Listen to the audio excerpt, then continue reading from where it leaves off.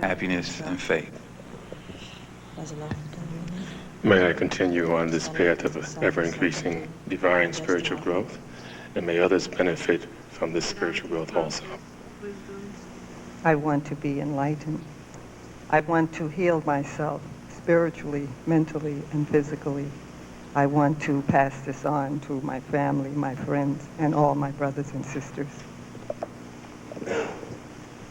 I'm here to understand how I can reclaim my citizenship of the universe from this day forward, now into eternity. There's something about our lives that I feel is missing. There's something about the lives of our brothers and our sisters and our children that is missing.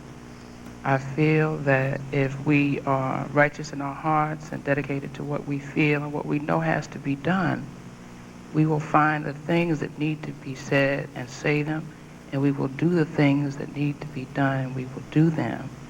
And then I won't feel that we're letting our lives slip through our hands.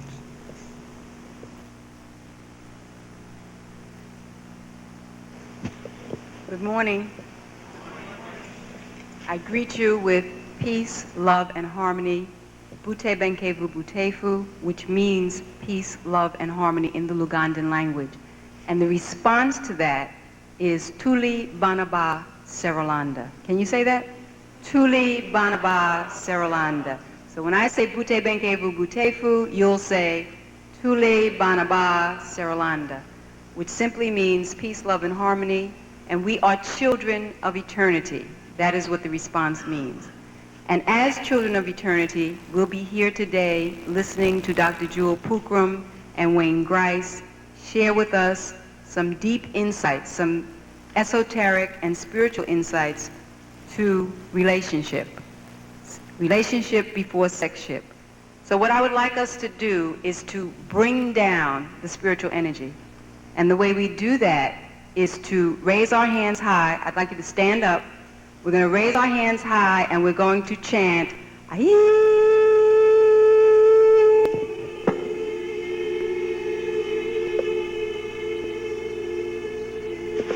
Again.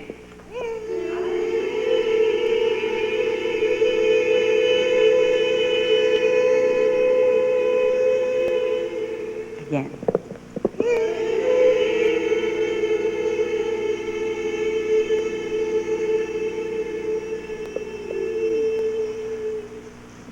We call upon the Lord of all souls, Segulamanda, our guides and our teachers, Bambi Baba, J.K. Muganza, be with us to protect us from all of the obstacles and guide us on our path, guide our hearts, guide our minds, guide our spirits.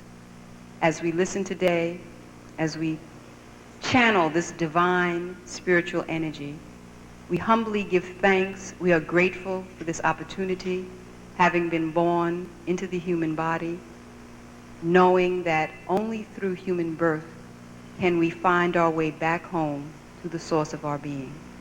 Bute Benkevu Butefu, Tuli Banaba Serolanda.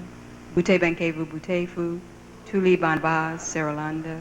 Bute Benkevu Butefu, Tuli Banaba Serolanda. Iman Ashimwe, Mukama Asimwe, Ruhanga Asimwe, which are three different ways to say thanks be to God. Thank you. Now before you sit down, we're not strangers. And so when we're with family, how do we greet each other? With hugs. So please find at least 3 people you don't know and give them a big hug and welcome them to this glorious, glorious day and occasion.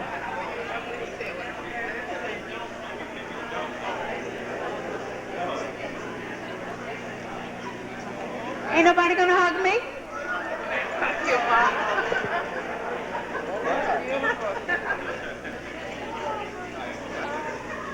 All right, boys. All right. Thank you.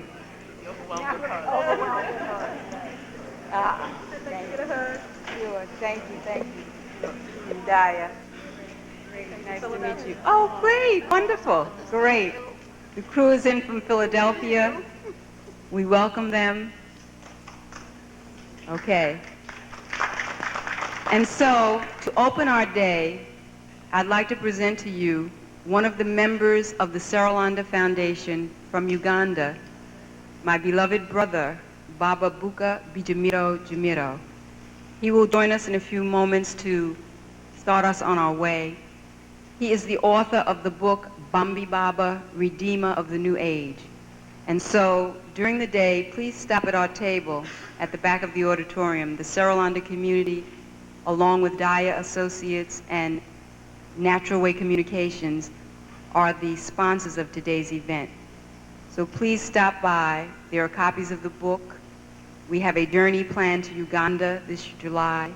We are building a spiritual city in Uganda where peace, love, and harmony will reign, where people of all races and nationalities will live together harmoniously, where new age, pollution-free, accident-free technology will be born. This is the 7th year of a 7-year program, and the building of the city is well underway.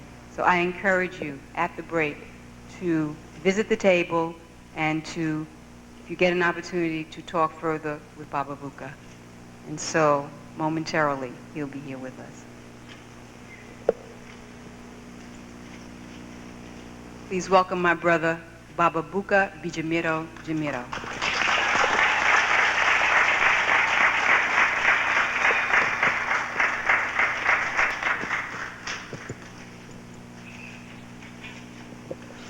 Hello, brothers and sisters. You'll excuse my voice. Sometimes it thunders like thunderbolts. And when you give me microphones like this one, I feel that I'm being cheated, because God gave me a voice that can enable 2,000, 5,000 people seated anywhere. I'm very glad to be in your presence, and I feel very, very much honored. I don't have enough words to express the feelings in my heart on behalf of the Seralanda spiritual community in Uganda, where I come from, and from my spiritual guide and mentor and protector, Bambi Baba J.K. Mugonza, the foundation and the community which invites you all, anytime, any day, any year, to travel there and just be at home. I see that most of you descend or are descendants from the African continent. But I also know that humanity on this planet Earth, as we know it today, has its origin from the African continent. That means that everyone, black, white, green, yellow, you have your origin from the African continent. So you are most welcome. This is a community that is open to all peoples of the world, because our goal is to transform all petty differences and unite together as divine sparks of the light and sound of God, which we actually are. We identify ourselves with the physical or an external surfaces or systems or policies and what have you. But all of these have to be transcended, because you are light, you are sound of God. And that sound and light of God is what keeps you living. You are God as light and sound in the form of spirit or soul. So this particular conference, which I address now, gives me an opportunity to tell you, brothers and sisters, that we're honored to see that people here in New York, you organize and host such conferences, talking about the vital divine relationships between man and woman, the female-male aspects, the electric and the magnetic, electron and proton, and what have you. But the importance of organizing such seminars to educate our brothers and sisters to come to the sacred divine realization of the very purpose of human life. Because human life cannot be procreated It cannot be continued to exist without these two aspects, man and woman. But how to go about these relationships is the biggest problem. That is why it has been terribly abused. Everywhere you go, human beings need to be re-educated. Human beings need to be reoriented towards the sacred purpose of the relationship between man and female. Because very few people know that the moment of conception, that very moment of conception, you, the mother and the father to be, you have the right to write on the destiny of the coming soul, for it to be a murderer or a saint. And I repeat, you, the mother, father to be, at the moment of conception, you seem to have the right to write upon the destiny of the oncoming soul, for it to be a criminal or an honorable, noble citizen, depending upon the souls, the thought patterns that you harbor in your hearts, in your minds, the words that you speak, the atmosphere that you create during the time. So, I feel honored to be here in recognition of such a conference organized and planned to create a harmonious atmosphere between these relationships, beyond what we know. Sometimes when I was young, I used to hear people talking about sex maniacs. I didn't know what that meant. So now we come to such conferences to organize ourselves, in fact to reorganize ourselves, because originally and naturally the Lord our Father in heaven created us to be divine, and we are divine. It is only the minds which have created all these terrible, discordant, recalcitrant nature in our hearts, in our lives, in our being on this planet.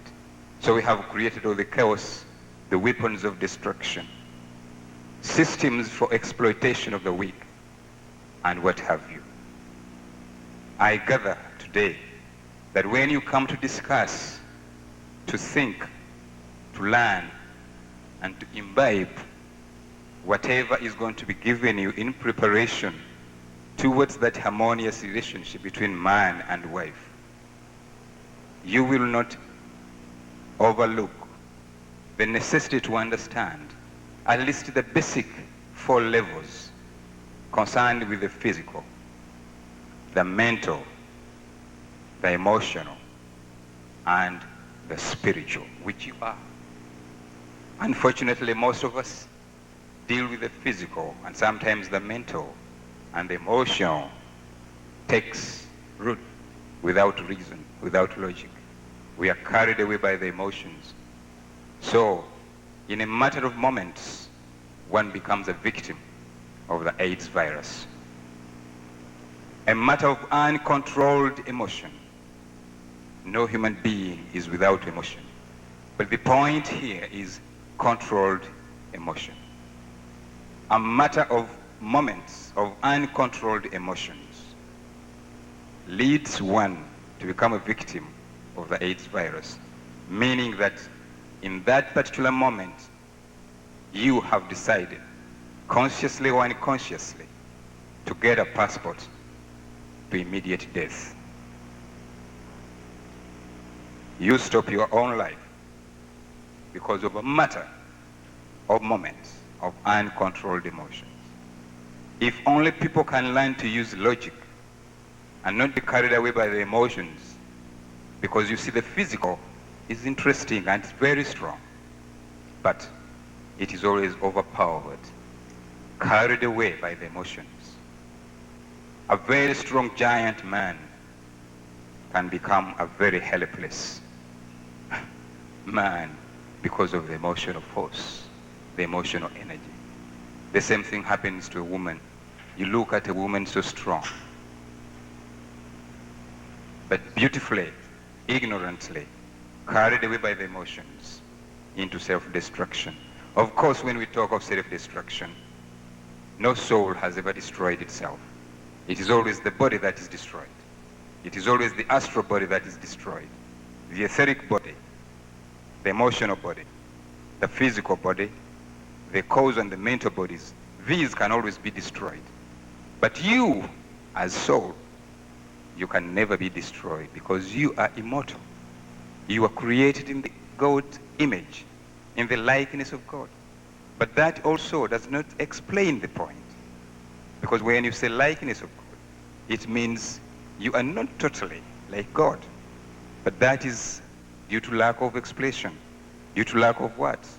You are really light and sound, and God is light and sound. So it's not just a matter of likeness of God. It is true that you are of God. And when you come to the realization of who you are as soul made of light and sound current, then you realize your God qualities. And when you realize your God qualities, you become a conscious co-worker with God. So brothers and sisters, we invite you to deliberate, listen attentively and learn from this lecture. And I am very, very grateful to the organizers, the hosts of this kind of conferences. And I think they could be carried to other cities within the United States and beyond across the seas and the oceans. I'm very grateful, and I must thank you all who have been able to come and attend, because you realize the importance that you here are the mothers, the fathers, the custodians of the citizenship of this country, the custodians of the future citizenship of the entire planet Earth. Thank you very much.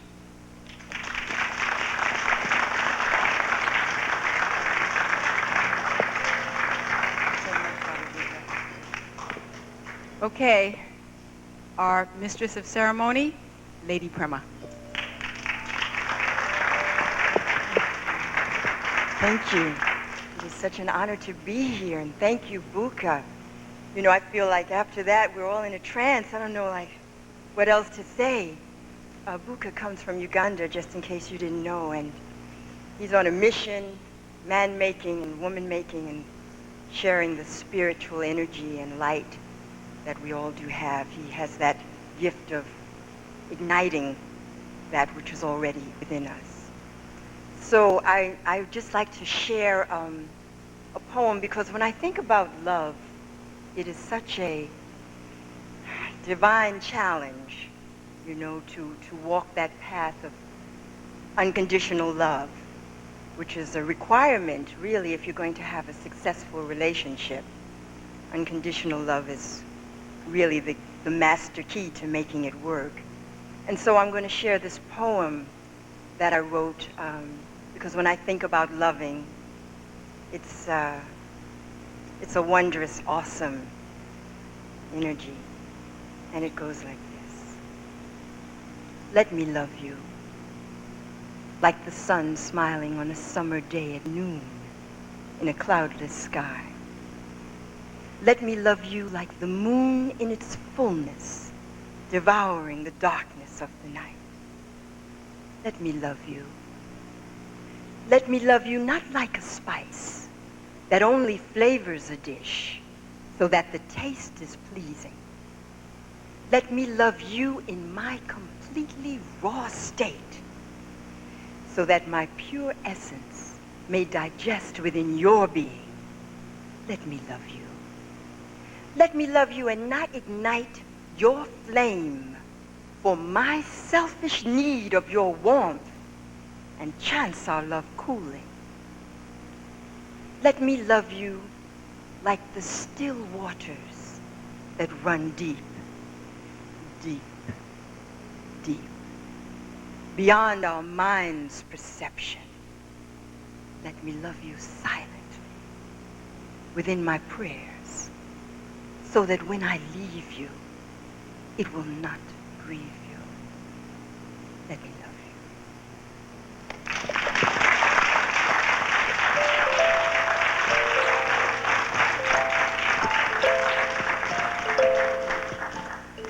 So without further ado, I do want to thank you for just being so patient and waiting for the right spiritual energies to come together and all the forces and all the angels to start dancing and all the ancestors to just come and abide and commune with us. I thank you for waiting, because you know in African tradition and in the ancient traditions, waiting is, you wait for the beloveds.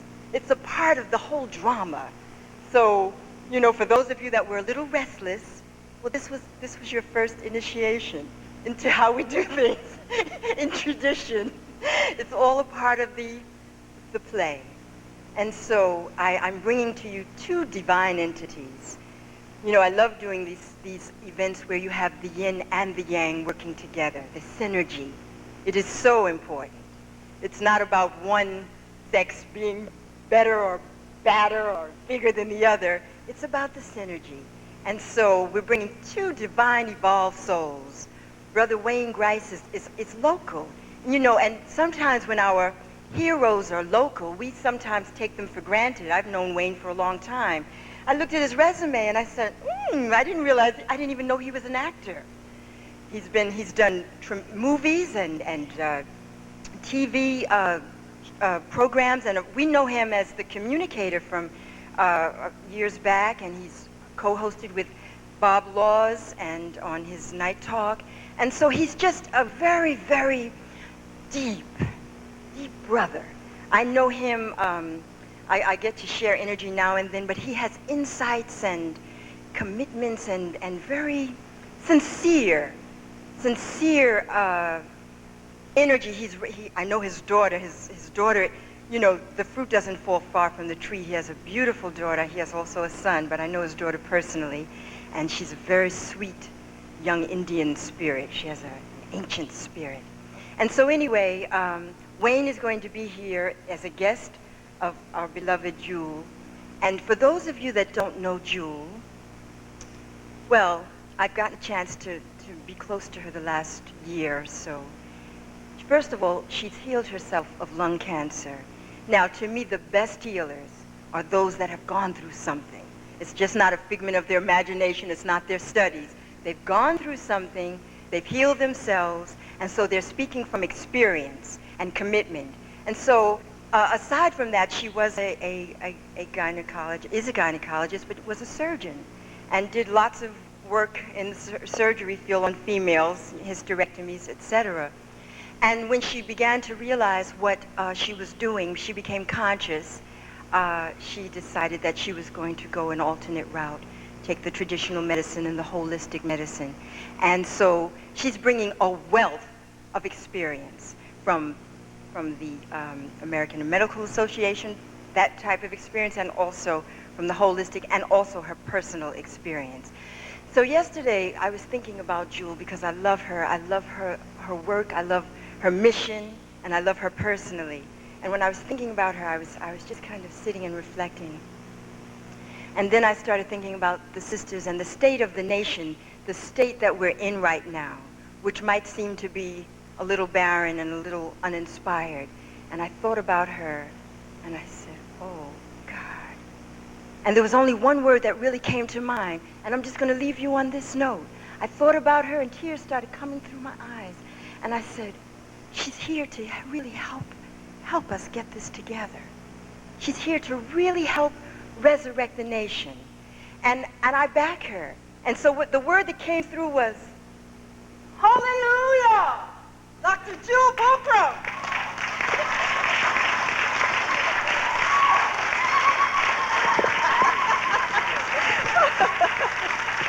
Oh, goodness. Oh, good. Thank you so much. Welcome.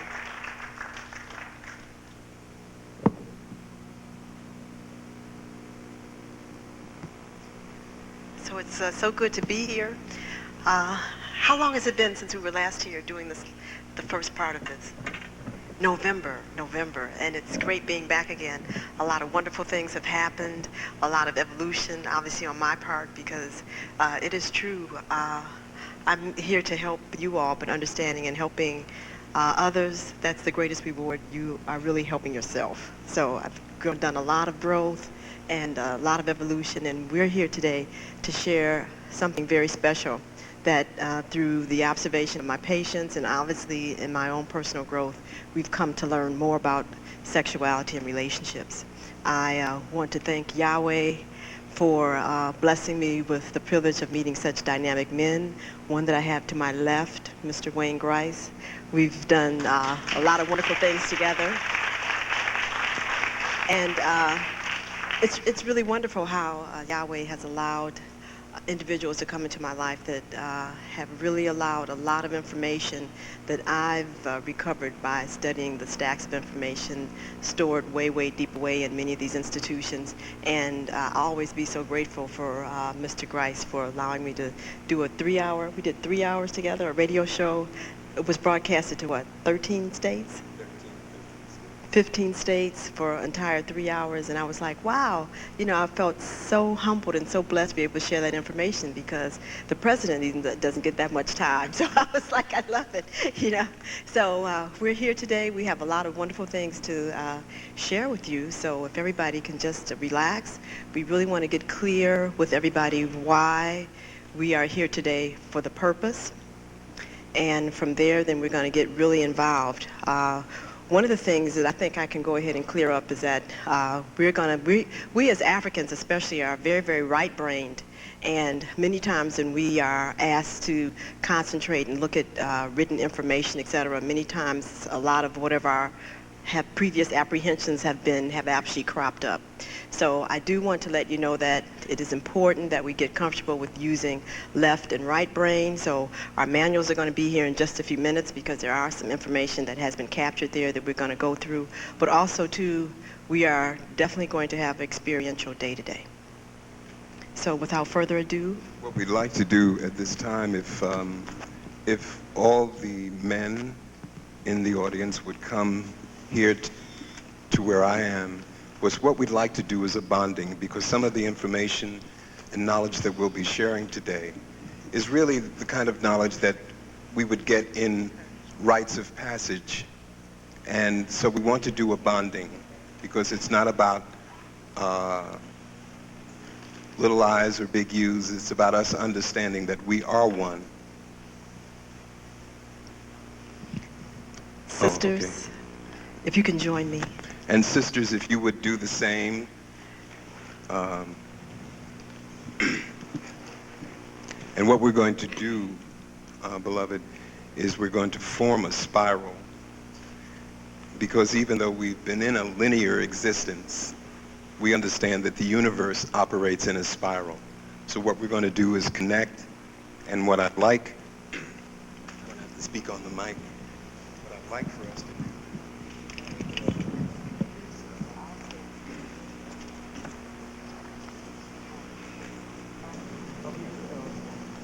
Got to fit her in because there should be only one person that has a loose hand.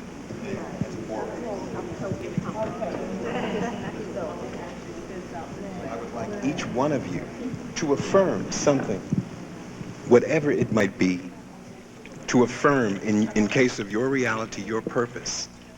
And you can just say, I, your first name, declare, or whatever it is that you want to say to issue in honor of this that we're creating, because one thing we do recognize, we need unity. We need to love one another.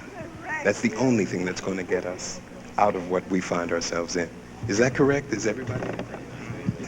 So just, and whatever it is, affirm whatever it is that you feel, and come speak from your heart.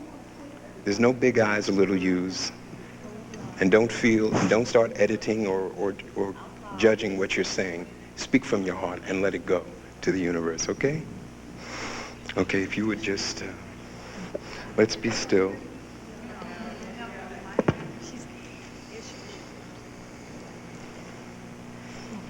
And relax. Breathing in and just releasing. We want to take the time now to just all that would keep close our us eyes and from being at one. From the most deepest level of our pelvis, just deep breathe and just lovingly release and affirm what it is that you would like to receive out of this relation, out of this workshop today.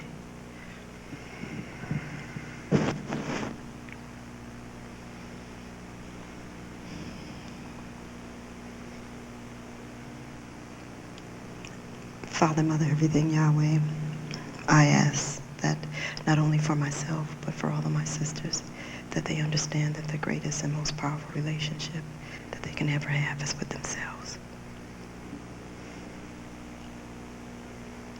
Infinite Spirit, Eternal Father, open the way, awaken the lion that has been asleep, that he may take his rightful place, lovingly, as a beacon of thy light, thy truth, thy wisdom, and that we may heal within our own community, and then take it and spread it abroad globally, all that needs to be healed, that we have come through this fire for the purpose of being the agents, your agents here on earth. We are warriors. We are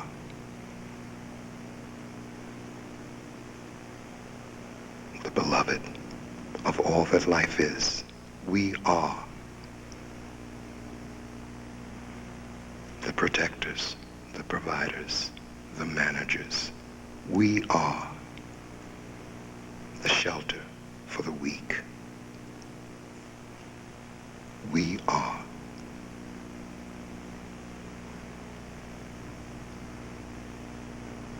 First Brother. I love my black people. I'm an African, living in America. I must be strong. And I also must learn more about myself, more about us as a people. I am here so that I will become the most conducive, productive mother, wife, sister, and daughter that I may possibly be. Yes, we ask to debrief ourselves and our mind from all the mess and all the backwardness and all the deprivation that we have been through for the past 4 centuries. That we can now realize who we are and move ourselves to greater plane and become the people who the Most High had created and I to be. We give thanks. I want to be enlightened. I want to heal myself spiritually, mentally, and physically. I want to pass this on to my family, my friends, and all my brothers and sisters. I declare today that we are fathers and we are men, and that we will become aware today of what it is to have fuller relationships and fuller lives. Thank you. Going forward. Out of this conference, I hope to gain a wealth of information that I can share with my family, my children, my grandchildren, and others. I declare love, peace, happiness, and faith. There's something about our lives that I feel is missing. There's something about the lives of our brothers and our sisters and our children that is missing. I feel that if we are righteous in our hearts and dedicated to what we feel and what we know has to be done, we will find the things that need to be said and say them, and we will do the things that need to be done and we will do them.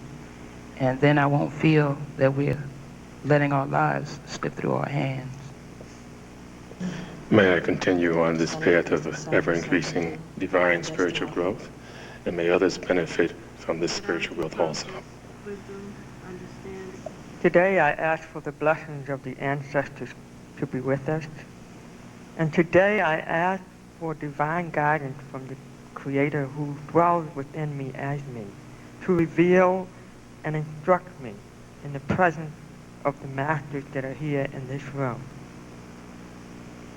Thank you. I declare freedom, justice, and equality for all our people and good health and prosperity. Let's move on. I'm here today to gain knowledge of unconditional love, to help myself, to heal myself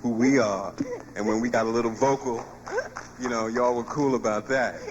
You know, because there is a need for the yang to yang itself. You understand what I'm saying? So we get a little loud. It's not that we're trying to be loud. We just have to let all that testosterone manifest itself. Thank you. Can you feel the love? Praise God. Sister Dr. Jewel, now we're going to get to purpose. Oh, one thing before Dr. Jewel, I'm going to ask in her name as well as my own, and for the benefit of all that are here, someone have the courage to ask what may be considered the stupid question. Don't edit.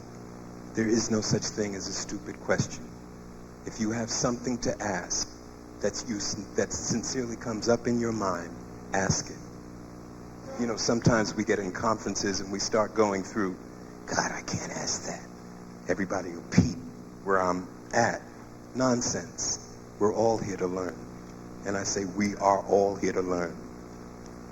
Because we're trying to be channels so that the light can come through us, and in the process, not only come to you, but return so that we can see what we need to see.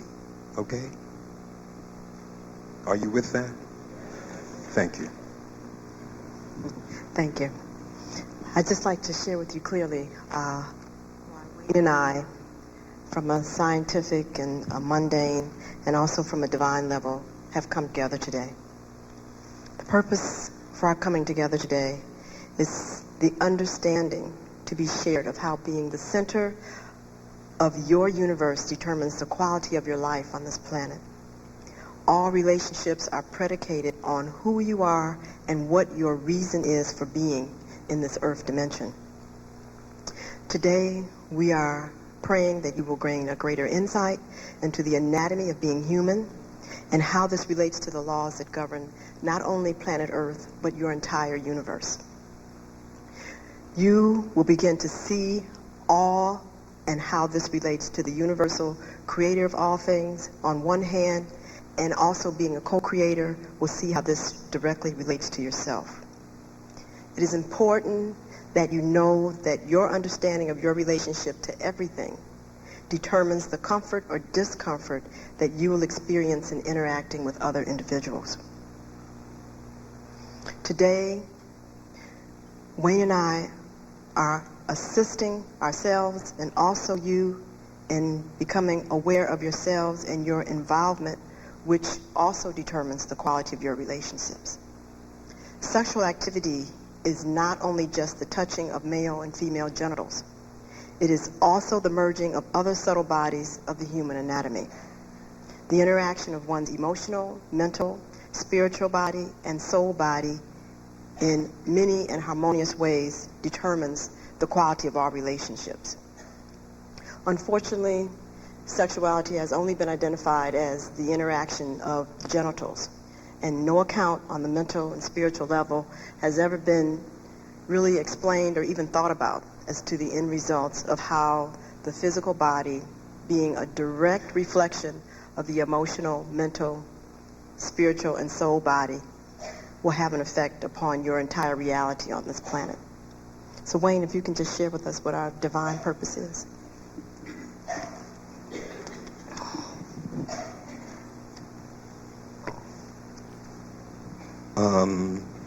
Just to give you, this is in the manual that is on its way to you. What I would like for you to do, as this was inspired, I was sent a gift of a booklet that a friend had sent me, and in the book was on one page a passage, something written, and at the bottom it said anonymous. It was called Believe and Be Satisfied. And I read it. It was interesting. And as I have learned to do, I try to look for the truth in everything. Because we don't know where the truth is going to come next. The whole purpose of coming from a center of love is that you're open and ever ready to receive what the universe, what the Creator has for you. It's not a stance of weakness. It's not a disposition of weakness. Just the opposite. It's the mightiest position that we could ever take. Because love is what makes the warrior victorious. It's love that enables the mother to forget the pain of giving life and bond with the child. It's love that causes us to sacrifice and go through what might seem unbearable or something unwanted for the sake of the beloved. So love is a very healing and powerful energy force. And in fact, as we did in the bonding, it's who we are. What I was inspired to do with what I read, which was very narrow, and Spirit said to me, as clear as I'm talking to you, change it, expand it. It's too narrow. Anything that separates is not of God as far as I'm concerned.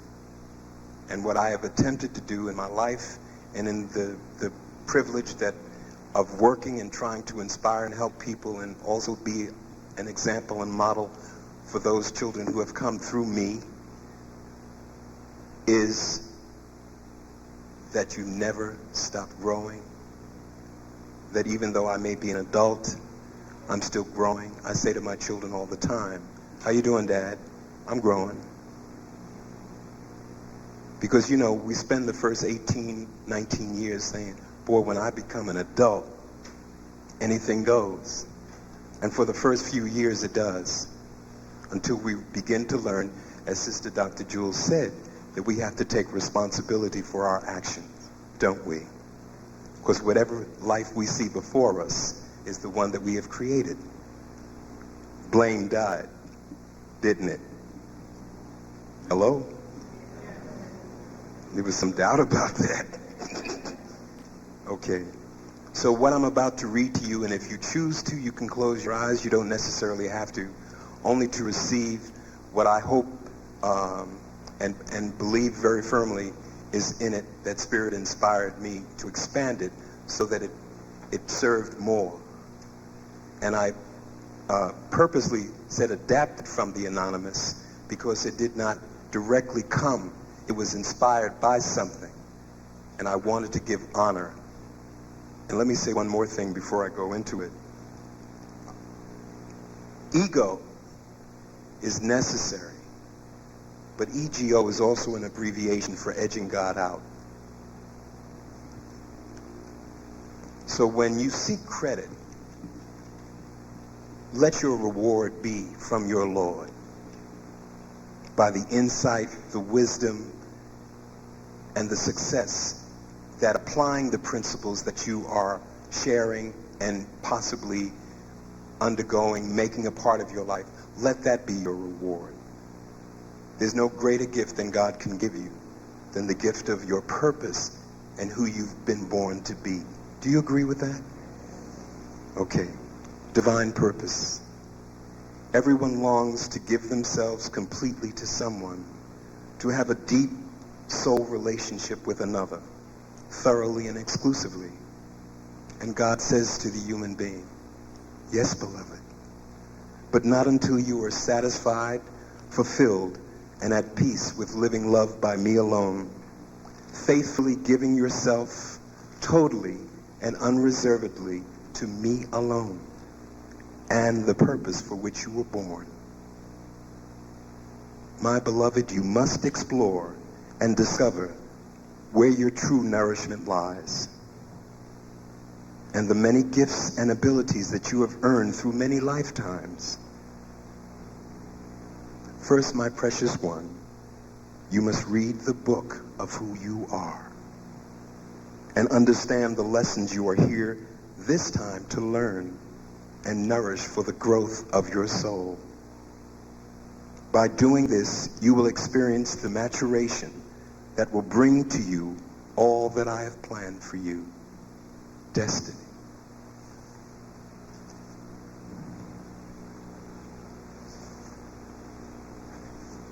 I want you to see, understand, and experience your uniqueness and why there will never ever be anyone like you again. Your true happiness will be found in your discovery of the precious gifts that I've placed inside of you, which is myself. Of course, you have the gift of free will, which gives you the choice of choosing your own way, and that is entirely up to you. It is my will to give you all that you desire, and to give you that perfect human relationship that you desire and that I have planned for you.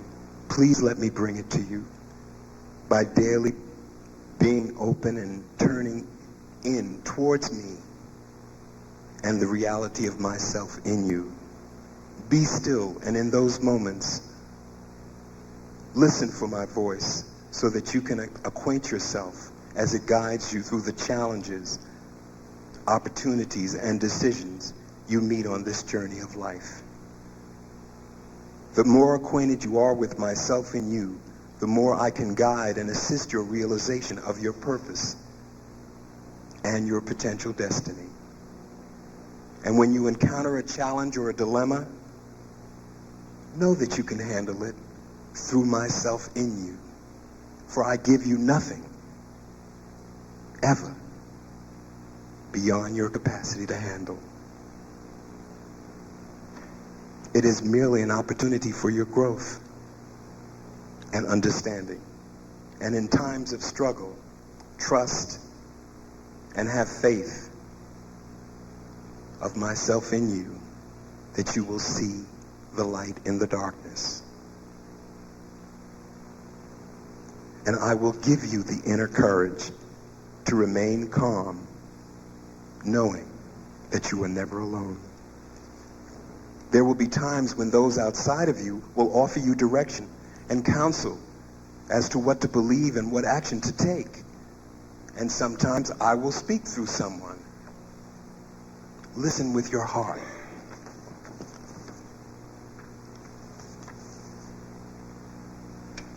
And see, as well as your mind, to see if it is me that's speaking. You will be able to discern the source of the counsel and take the proper action.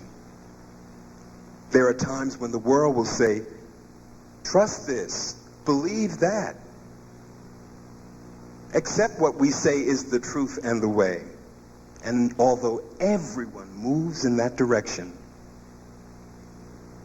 I say be still and listen to know if that is the way and truth for you. If you are willing to remain steadfast and faithful, I will show you how to overcome what is in the world and be true to your purpose. Remember, beloved, I'm always with you.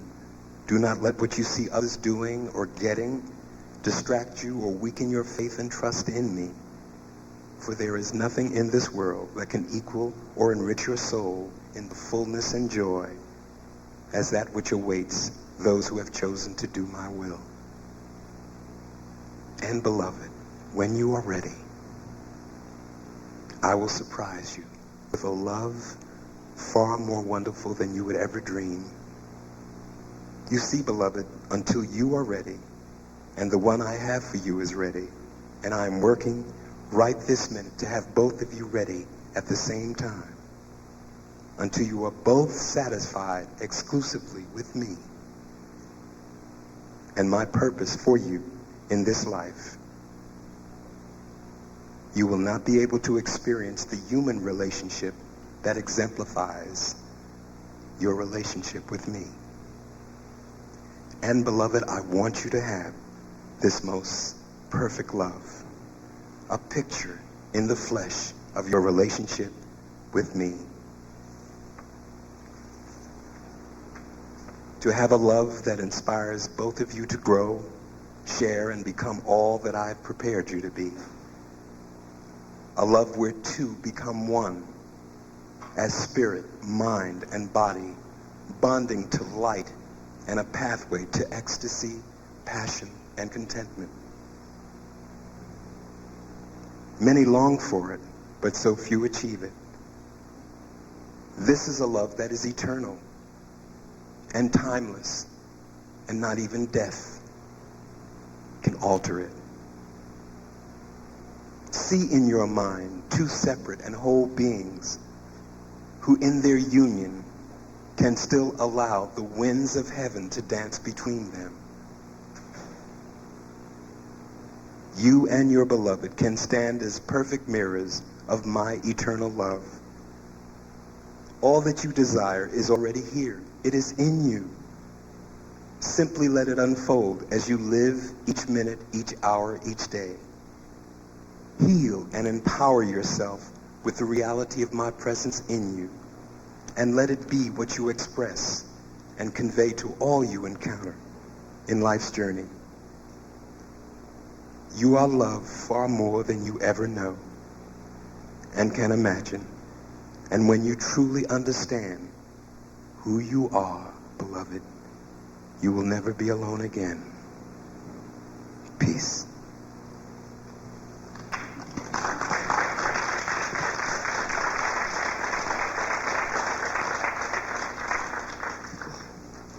You know, as I listen to that, it's almost like a story. It's really nice. Is my mic on? Oh, okay, good. Well, before we go on, there's just a few more basic tenets that you have to understand before we can really get into the crust of the matter that we're here today. And it's a very, very important tenet. You know, I was just sitting there as I was listening, and I was reflecting back at what had to happen to me for me to even be able to listen to hear this story. And, you know, I talk about, at times, the cancer that I created for myself and the wonderful pivoting point that was in my life for me to really begin to get clear on what was happening at a real level on planet Earth. Many of us who are very steadfast and very willful and who are very creative have means and ways of finding out that when we appear to run up into what happens to be a dead end, that, you know, we can manifest the energies and the tools to drill a hole through that and just go right in to another room that has another dead end. You know, we don't forget not to recognize that, you know, life shouldn't have to be that we have to always drill and break down a wall to be able to get to the next level of existence. So finally, when we have a wall that, for whatever reason, our tools and resources don't penetrate, then we realize that we have to find another means to be able to deal with the issue. And that's what my cancer was for me. It was really the end of a particular mindset, a perception, and a way of doing things, and a gateway to allow me to really begin to explore other tools and avenues that are available to all of us as humans. Perhaps some of you haven't heard the story, and I'll just make it brief, but I was not willing to allow myself to be exposed to chemotherapy, radiation, or surgery, having prescribed those for other individuals, genuinely hoping that they would make a difference and really be an agent to be curable. But too many times I saw that they were not. They were defacing, very destructive, and too many times I intuitively felt that it actually hastened the death of individuals. So understanding that and really, you know, being able to be there and watch that, and also recognizing that, you know, it was through my hand that much of that was administered, I now recognize that I got a chance to decide if I wanted to use my own medicine. And clearly, at this time of my life, I just did not see that as something that I wanted to endure. So realizing that all the doors had really been shut for me on an external level, because consequently I was already doing macrobiotics, I was already meditating, I was already jogging, so I was doing all these things that supposedly had been alleged that would prevent you from having cancer. So I was really, as my grandmother would say, you know, up a creek and, you know, standing on a hard rock. And so I recognized that, you know, if all these things outside of me were supposed to prevent cancer, which I found out was not true, then where was I going to go to get some assistance? Now, fortunate for me, I had had glimpses from childhood and all through my life about the fact that there were other dimensions, that there were other realities, etc., but not getting any support in this world that there are available energies and essences that perhaps aren't visible to most people or that we're aware of, because if we go usually through many, not all, but many religious modes, we're taught that, you just do the best you can here, and on the other side somewhere there's some tools and things that'll make it all better. Well, the agreement with myself was that I wasn't willing to go to the other side yet, so I realized that that wasn't even available at this point. So, I just had to surrender to the fact that I had to really just go within. And that was like really interesting. It's like, go within, what does that mean? Well, how do you do that, etc. And I had a dear friend that really offered me multiple keys to really start doing that. And these were the laws that govern the universe. Now, most of us are aware that we have a man-made judicial system here in this country, and all countries have established for themselves.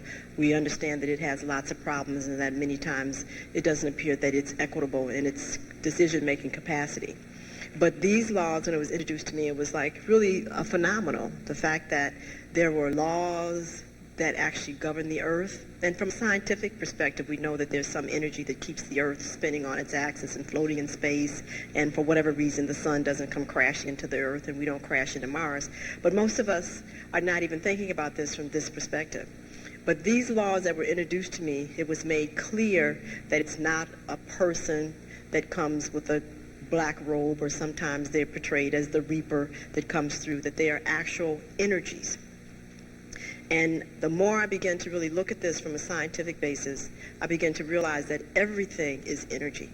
Everything is energy, and this is a very interesting dimension here, because this dimension, even of itself, is not solid.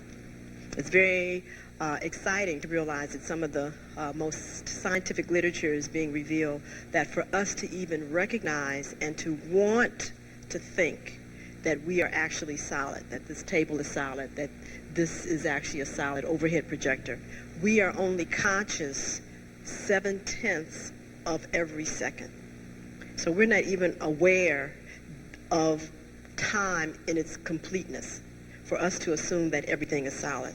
And I thought that was really fantastic, because when they talk about establishing alpha waves and theta waves and beta waves from the brain, what they're really saying to us is that depending upon your capacity to be conscious, some of the time, most of the time, all of the time, determines your reality and your capacity to interact with different levels of energy. So when I began to grasp that, then that began to make sense to me. This is the whole reason why most people can't see microwave, because these light frequencies, because everything is light, is vibrating so fast that to you, you can't capture it and process it in your mind to know that it exists. Microwave is here all the time.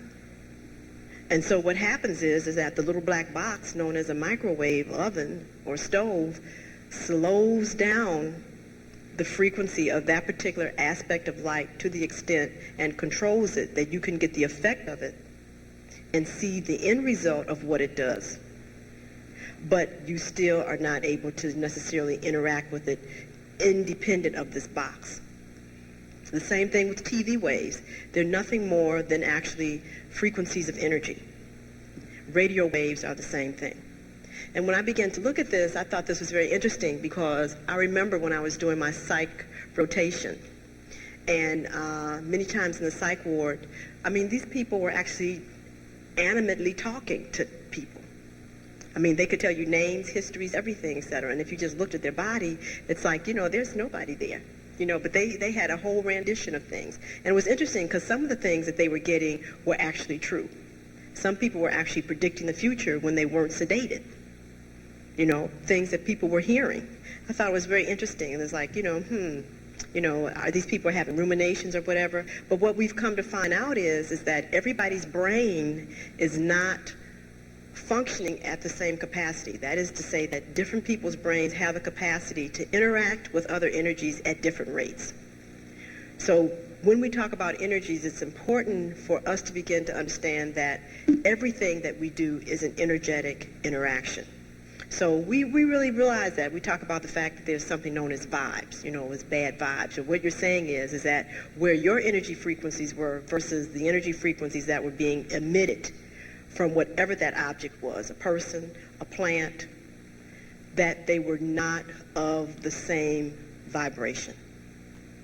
And see, that's incredible when you really think of it, because what that says is this, is that if you understand that everything is just a matter of being able to alter your rate of vibration, your state of thinking, that there is nothing outside of you that you can't merge with and integrate with and allow yourself to have interaction with and master. Because it's not as though, you're having an issue with a solid wall. See, this is the key that people forget. It's not as though you're having an issue with a solid wall or having an issue with a part of your body that you can't get to, or having an issue with an object or something that you don't know about. You do. Is my mic on? Is it okay? Okay. Can everybody hear me? Yeah. Hello.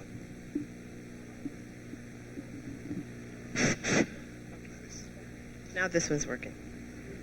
So, let's just think about this for a minute now. Let's do kind of like an open eye, just inward thought meditation. Okay. And let's just think about an issue that you had just recently, last 24 hours, where there was what appeared to be resistance. Whether it was interaction with the person, whether there was an object that was broken and you couldn't get it to work, you couldn't get it fixed, whether it was actually a situation that you wanted to go one way and it went an opposite way. What was really the issue that you can identify that did not allow you to master that? How did you see that? Was it because you just felt that you were totally out of control? Period. I deal with some people, and as soon as they hear the word no, they immediately sit down. Immediately sit down. Not understanding what? Is that because everything is energy, if one object is unwilling to actually be resilient to you, you have many, many other molecules and atoms that will come under your dominion. Okay, so one no just only says that molecule is not willing to vibrate with you. But what about all the trillions, sextillions of others? Okay, was it because you were unwilling to actually switch your perception and move into the other person's side and take a look from where they're standing, which is actually what we call a form of transportation or teleportation, where you can do that.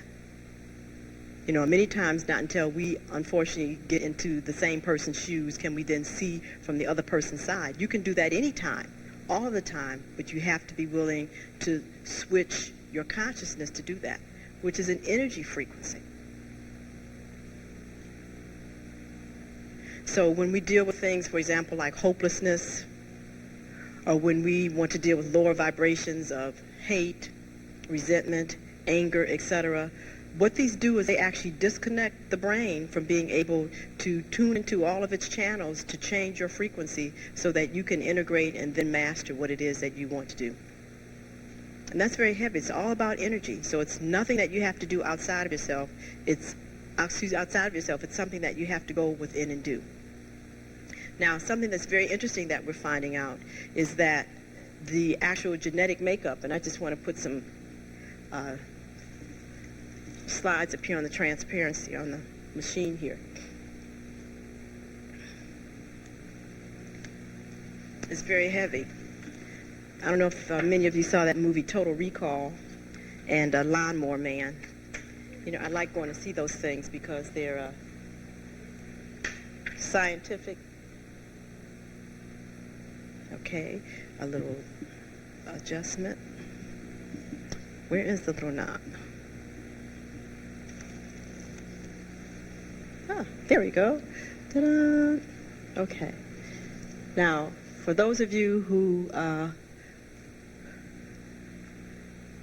might be thinking that this is a little kid practicing making X's, it is not. These are chromosomes.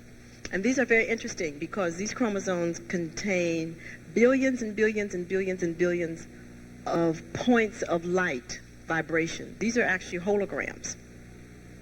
Okay. So in the movie they talked about they did some things with holograms there where they were actually able to project the light image of an individual so that if you didn't pay very close attention, you thought the person was someplace where you know that they weren't, but they were actually there. We are actually all holograms ourselves, and the key to the capacity of the images, the key to the capacity for us to vibrate with other objects in our environment are all held within our genetic code, our makeup. So if you can remember that each and every one of you is actually a frequency of energy, a beam of light, okay? Light always returns to itself, regardless of what color that it might be, red, blue, green, yellow, orange, lavender, etc. And it always has a place where it can integrate and be with every other form of light. So that means that there's anything outside of you, because it is also a frequency of light, you have the capacity to actually merge with it and be able to work with it in such a way to be able to get the results that you want. So when we're actually standing next to a person, across from a person, and we're having a conversation with them, whether it's spoken or whether it's actually through thought fields, etc., what we're actually doing is interacting from an energetic basis. And so when people talk about the fact that they can't communicate with this person or that they basically don't like this person, etc., what is really happening is a resistance in being able to either step up or step down your own frequency of energy to be able to merge with that individual. Now see, that's very interesting. We're also finding out that because of how people eat, or how people don't eat, is that many times they will actually alter their own frequency permanently in too many cases, where they're not able to actually change their own vibratory rate. And then that's when you really get into problems. Because if you get stuck vibrating at a particular frequency, then that means that everything else that ain't of that frequency, you're going to get some serious resistance, some serious conflict, etc. And you will not be able to change yourself, which is what is really being asked, to be able to make the integration. So if something seems difficult, whether it's reading a book or whether you're having conversations with people, if you can just remember that the key here is that this is an energy interaction. And what is it being asked of me? Okay? Now, one of the keys that I find that immediately changes my frequency to be able to deal with anything, because you need a key here to turn ourselves on or off to increase our vibratory rates or diminish it, is universal laws. These are the keys that allow you to turn into any frequency you want. And all you have to do is actually be able to identify what key is being asked of you at this particular moment. So it's like, you know, we all have many keys on our little keychain. Well, that's actually how your, should I say, memory bank should be, and also how your armamentarium should be in being able to deal with the universe. By knowing these laws, which means knowing these keys, when you are interfacing with a different type of energy, all you have to do is actually know which key it is, okay, and you can put it in that particular lock, and boom, the door is open and you're in. So I find that many people, as I've sat down and interviewed with them, have problems because they don't know how to modulate and change their own frequency because they don't know the keys. They don't know universal laws. So believe me, when you're interacting with another energy interface, another individual, and if you don't know what the key is, because you really don't understand what's being asked of you, this is really the foundation as to why we have ruptured relationships, why we don't speak to each other, why we get divorces, why we're afraid to make commitments, all these different things. Because see, the key of it is that you can commit to everybody, because all you're doing is committing to yourself. You know, so we have all of these different really interesting things about why we can't do this, and, you know, we want to just put our toe in and not our whole selves. And it's because we aren't understanding how to interact with different fields of energy. So Wayne and I are going to share with you some basic universal laws around relationships so that you can begin to see how these laws, which are keys, which are frequencies of energy. And before we start, let me just say this. A universal law is a permanent frequency of energy.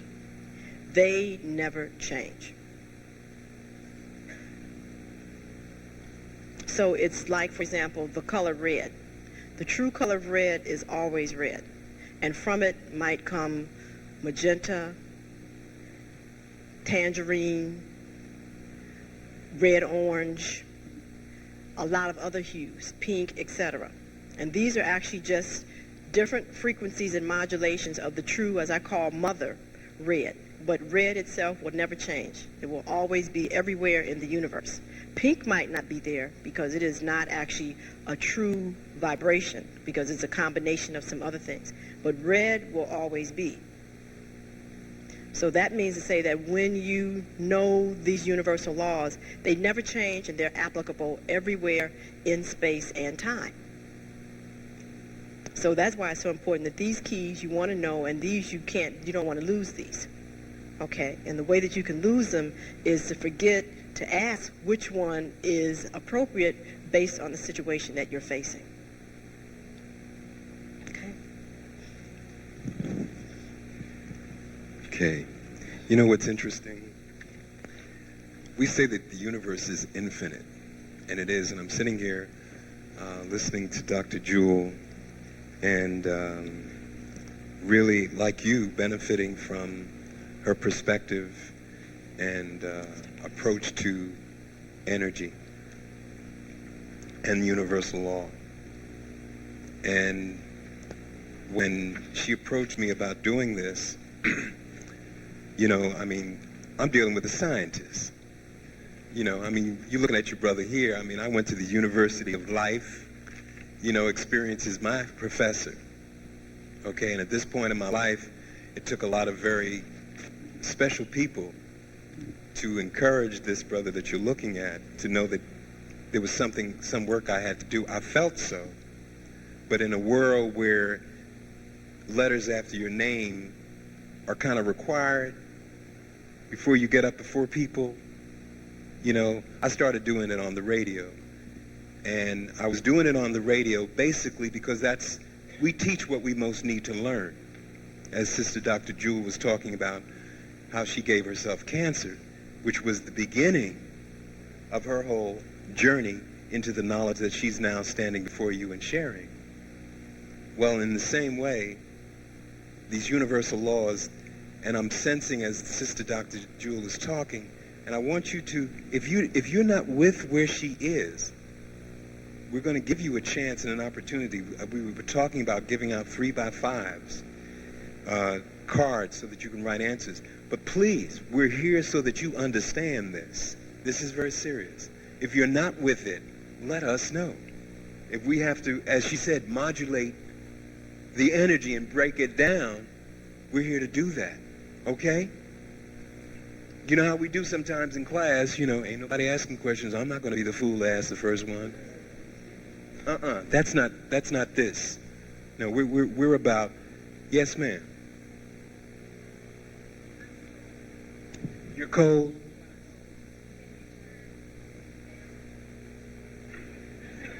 Okay. All right. You know, it's usually the other way around, because you know, melanin dominant people tend to generate so much heat and energy. No. Listen, I'm not fighting or resisting what you're saying.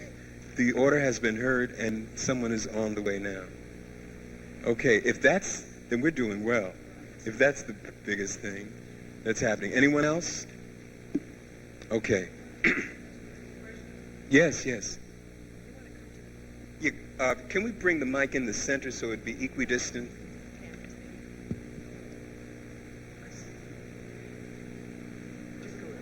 So everybody can hear what you're asking.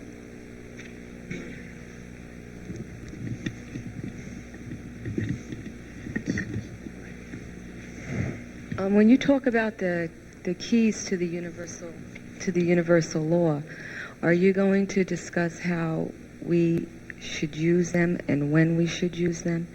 Or is this a way of which we should start to conduct ourselves, like our lives, as far as learning a new way of living with them? Is this, I don't know if I'm making myself clear. Yeah, sure you are. Okay, let me get this clear. The universal law are the keys. Okay, so the keys that we're going to give you are universal laws. These are energies. Okay, so they're acting upon you all the time, regardless of whether you know them or not. So it's not anything you don't have. All we're going to do is actually say them to you. Okay, we're going to give examples about how they do and don't apply in this particular circumstance, because today we're talking about relationships before sexship. So we're going to talk about laws that govern relationships. See, there's a law for everything. There's a law of finance. There's a law for everything. Okay, so but that's what I'm saying. So today it's only for relationships. So this is, you know, the keys to relationships 101. Okay, and we're going to give you those. And you will see just by how they read, you know, that you'll understand how to be able to apply them. Because you'll be able to identify immediately why you've had problems in relationships, first of all with yourself, then obviously with other people, because you haven't used them. Okay? But everything that we're telling you, it's very important to understand, you already know. Okay, let me just, you know, one of the things we deleted, and you can pick this up in your manuals, is the fact about, and we'll go into that a little bit more about human anatomy, and I'll show you something about the brain real quick, though. Let me do it this way, so that people can understand. Okay? This brain that we have is just so cute. I just love it. It's so wonderful. Okay? You're the scientist now. That's I just love this thing. Okay. Yeah, this is heavy. This is a cutie. This little brain's here. Okay. And this brain has does a wonderful thing for us, because it is our capacity to interface in this dimension. Okay, as I said, everything is light. We are light beings. You are not a solid entity. The only reason why you think that you are is because you are only capturing and processing certain light frequencies that give you that reality. But you are not solid. You are not a physical body per se. This is just an in manifestation of the types of energies you are processing. Okay, no. Let's look at the natural phenomena around ourselves. Okay, gas, okay, whether it's helium gas, whether it's water, okay, etc. It is not physical, it's a gas, okay? That's literally what we are, okay? Now, certain things happen where the molecules, the atoms, change within themselves, and it takes on a different form. So water then decides to not be in, because there's water in this room. If it wasn't, we definitely would know it. We'd all have to run out of here. Our eyeballs would dry out, nose, everything. So there's water in here, even though it's not enough to make our clothes wet. But when it gets that heavy, that's when we say the humidity is high. So water has a state where it is totally invisible as long as we're only thinking every 7/10 of a second. Okay? Then certain things happen to it, and it then begins to take on a more three-dimensional awareness. And that's when we say that it's foggy outside or that it's a cloud. Okay? And then when its atoms even slow down more, it actually now becomes liquid water. Okay? And then when its atoms even slow down even more, it becomes ice. And then when it even slows down more, it becomes glacial. Do you understand what I'm saying? Right. So I'm saying that what you are looking at as your physical body is a very, very slow vibrational rate of yourself. Do you understand that?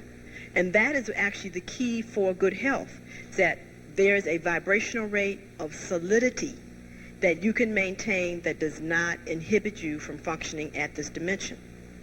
When you become too solidified, you have problems at this dimension, and they call it arthritis, arteriosclerosis, you know, all of these different things. Okay, because you become too dense to be able to make the fluctuations that occur here in this dimension. Does that make sense? Okay, and therefore you're out of here if you don't change that. Okay, and so you can imagine then that it doesn't even make sense when you understand on an energetic level what has happened to you when you have arthritis, etc., that your vibrational rate has gotten too low for you to then take and put something that even has a lower vibrational rate in your body, like a steel joint. Now, I mean, so that answers the question right there. Somebody go in and get a total knee and a total arm, and the whole problem is that you're vibrating too slow, and then you even get something that's even vibrating slower than you. And, you know, and we talk about, that doesn't even make sense. That's why they don't do well with those prosthetics, okay, because they're even adding to the problem. Okay, and you have to understand that to change that vibratory rate requires more energy to be added. So if you can imagine, that's what you do. That's why we think about, well, changing our diet. Because what do? You stop putting that food into your body that has this low vibrational rate. And you start putting food into your body that's living, that increases the vibrational rate, and the stiffness goes away. Now here you got something that's steel, you know, and it doesn't even resonate to life force energy. What you're going to do with that? And what happens is that those people who, in their ignorance, have put that into their body, either have to go get it taken out, or either the body will actually extrude it out itself. And so then that's a whole nother symptom, because when the body starts rejecting that because it's gotten so healthy, it will actually push this out of itself. Okay, and then the surgeons really get freaked out, the orthopedic surgeons, because they don't know what's happening with that. Yeah, right. Yes.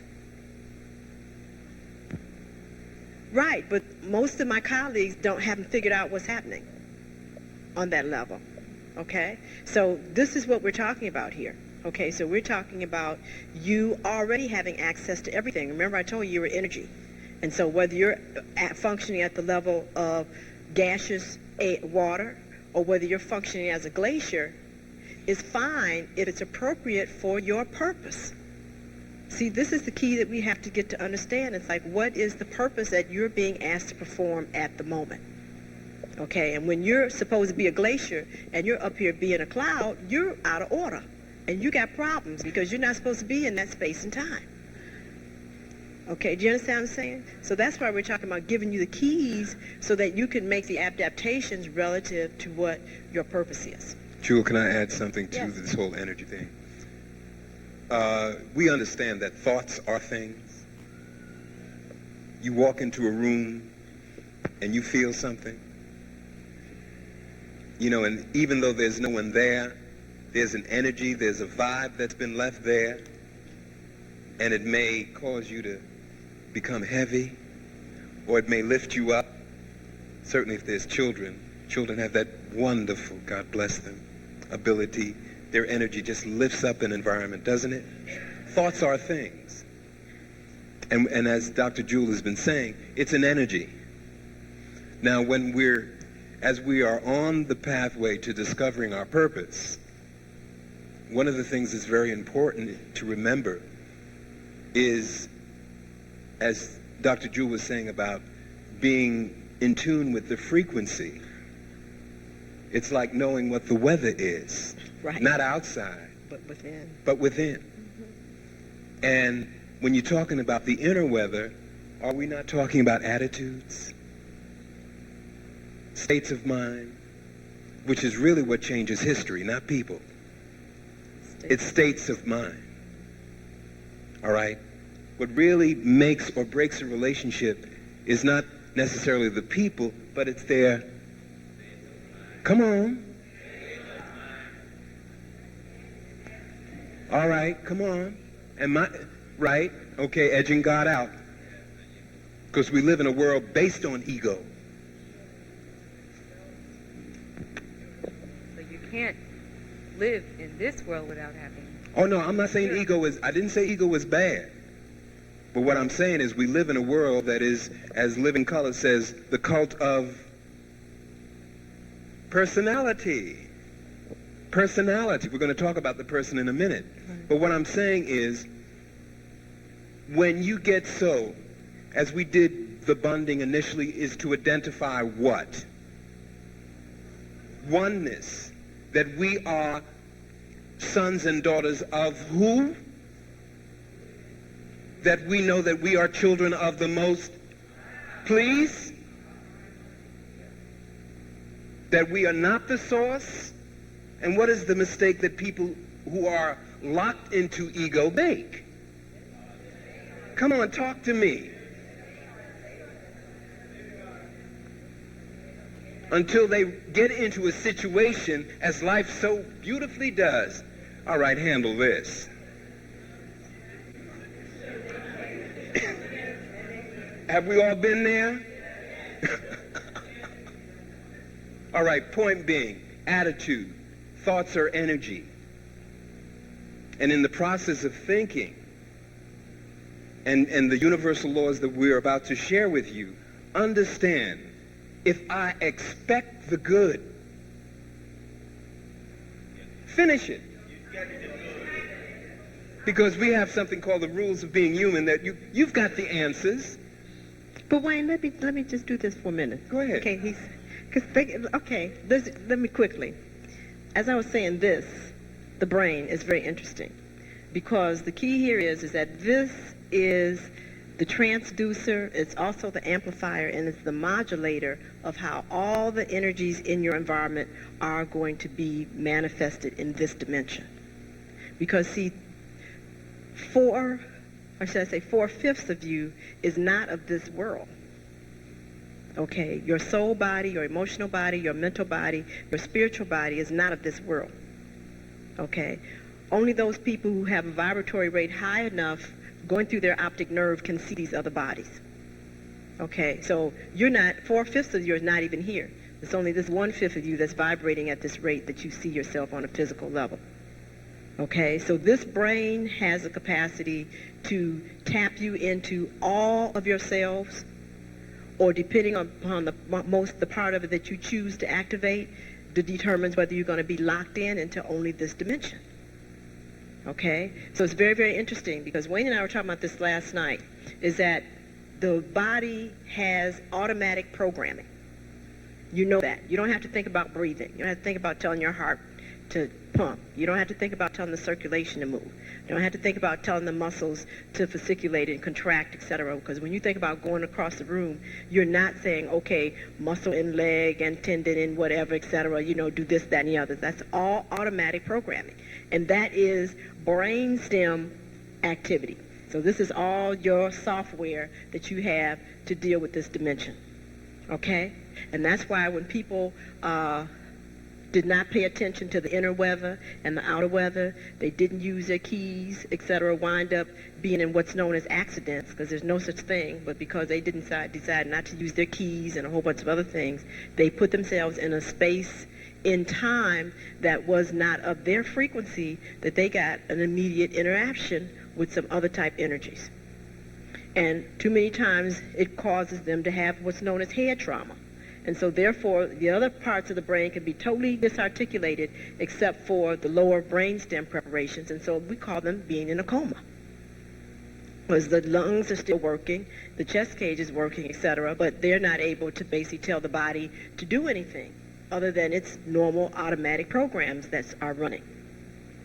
So the key here is that when we are aware that this organ in our head, okay, which is the transducer and the modulator and the amplifier, has many different capacities, then the more that we are aware of the fact that it's being aware of the internal organs that you have within determines what's going to be happening on the outside realm in this dimension. Now, many people want to talk about thinking being something that happens in the head. Yes and no. Okay, thinking is a field of interactivity that's happening actually between your other four bodies. And then eventually whatever the grand decision is then actually translated by the brain into a physical reality that will tell your body how to respond. Okay? So you have to understand that. That's very, very important. So it depends on the frequencies that you allow yourself to integrate with and entertain that will determine what part of the brain is going to be active. Okay, so people who are thinking what we call very low vibrational thoughts, etc., only activate brainstem and the posterior, what we call occipital areas of the brain. Okay, many of us get to the point where we actually activate the temporal lobes, but very few of us are working from frontal lobe activity or from the center of the brain. Because being able to activate the center of the brain by the quality of thoughts that you think or the frontal lobes gives you mastership over this dimension. There's no such thing as a solid wall. There's no such thing as having to take an airplane to go anywhere. There's no such thing as not being able to have what you need. And it has nothing to do with money, because at that point in time, you can precipitate or you can command people or objects to basically do your bidding. Now they have a name for those people. They call them bodhisattvas. Okay, and they're no different than you and I They have to eat and urinate and defecate, etc. The only difference is that they are activating a different part of their brain than you are. So the also very wonderful thing about knowing the keys here, which are these master energy frequencies, is that when you are dedicated to using them all of the time, they actually become cumulative in your body and will activate automatically all of the brain. So the practice of using them all of the time will eventually make all of us bodhisattvas. Oh, wonderful. Okay, the key is and this is where the big dilemma is, because the frequency that your body has now gotten used to vibrating at, etc., is, for many people, uncomfortable, terrifying for them to move into a new resonance rate. So, for example, we're going to talk about purpose being the key. Every molecule, every atom in all of the universes have their appropriate assigned space and time. They all have a purpose. We all have a purpose, a master reason for being here. And that means that your whole vibratory rate, the reason why you look the way you do, the reason why you were born, who you were born to, etc., all determine those frequencies. And when you then allow the thought patterns and frequencies of somebody else to determine that you're going to take your little collection of molecules and put it in a space and time that you have no business, because you are not using the keys, which is the most common key that most people don't use, is what? That abundance is a natural state of affairs. So I have to go to this factory every day that I know I have no business in. Okay, you can feel the force field as soon as you get there. The force fields get deep, as soon as you get there, and you just force your way continuously for 8 to 10 hours to stay in this anti-gravitational space for you for money, because you do not use the key that abundance is a natural state of affairs. You're using what I call an anti-key known as lack. And it's amazing to me, because every time I come to New York, that is totally a lie. I have never seen so much of everything in my life in one place in time. I mean, everything. I mean, it's just everything here. It's just huge mass abundance. So to talk about lack is like you're totally blind if that's how you're going around saying that there's no such thing, you don't have what you need, because it's here. It's too much of it as far as I'm concerned. So the key is then why would a person then put themselves in an anti-gravity field that they feel every day, knowing that they have their own space and time that they should be resonating in? And see, then when you talk about the fact that here you are, an energy entity, and you have your own space and time, and all the other molecules that are supposed to be working with you and interacting with you, etc., you have totally abandoned them. And you're out here trying to make all of these divine interactions with molecules that have no relationship to you at all.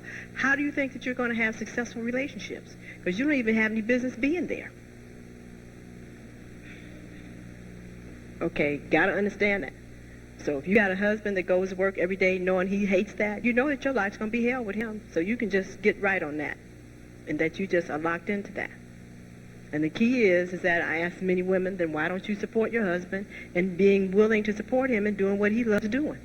But then now that means that you also realize that you're terrified, because now that's going to bring up your anti-keys that you're not using. Because a person that would be in alignment would not marry a person who tells them that they hate their job. I mean, you automatically have asked for a problem. You meet somebody and they say, I work X, Y, and Z and I hate it. I've been there for 10 years. You are foolish if you understand universal laws and energy frequencies to think that you can have a commitment with an individual who has not even committed to himself. She's ringing the bell. So let's do these keys real quick, because see, when you understand these keys and how they have been ignored and misused, you can forget about that he's the it and this is the, it don't have nothing to do with that, because you can see that everybody already is off their frequency. One of the things I wanted to say, and I'm glad that Dr. Jewell went back to the brain on the projector, is because that lower brain that operates, sort of automatically all the systems in the body is very mechanical. And that's what happens with people when you start operating out of that lower brain. Now, where we want to operate out of, where Dr. Jules said few people are operating out of, is the frontal. That's the analytical and creative aspect of our brain. And that's where we're moving towards. Everything has a purpose. Yes, ma'am. Yes, ma'am, before we get started, because we're just getting ready to give the first key. I would ask everybody's indulgence for this question, but it's weighing on me very heavily.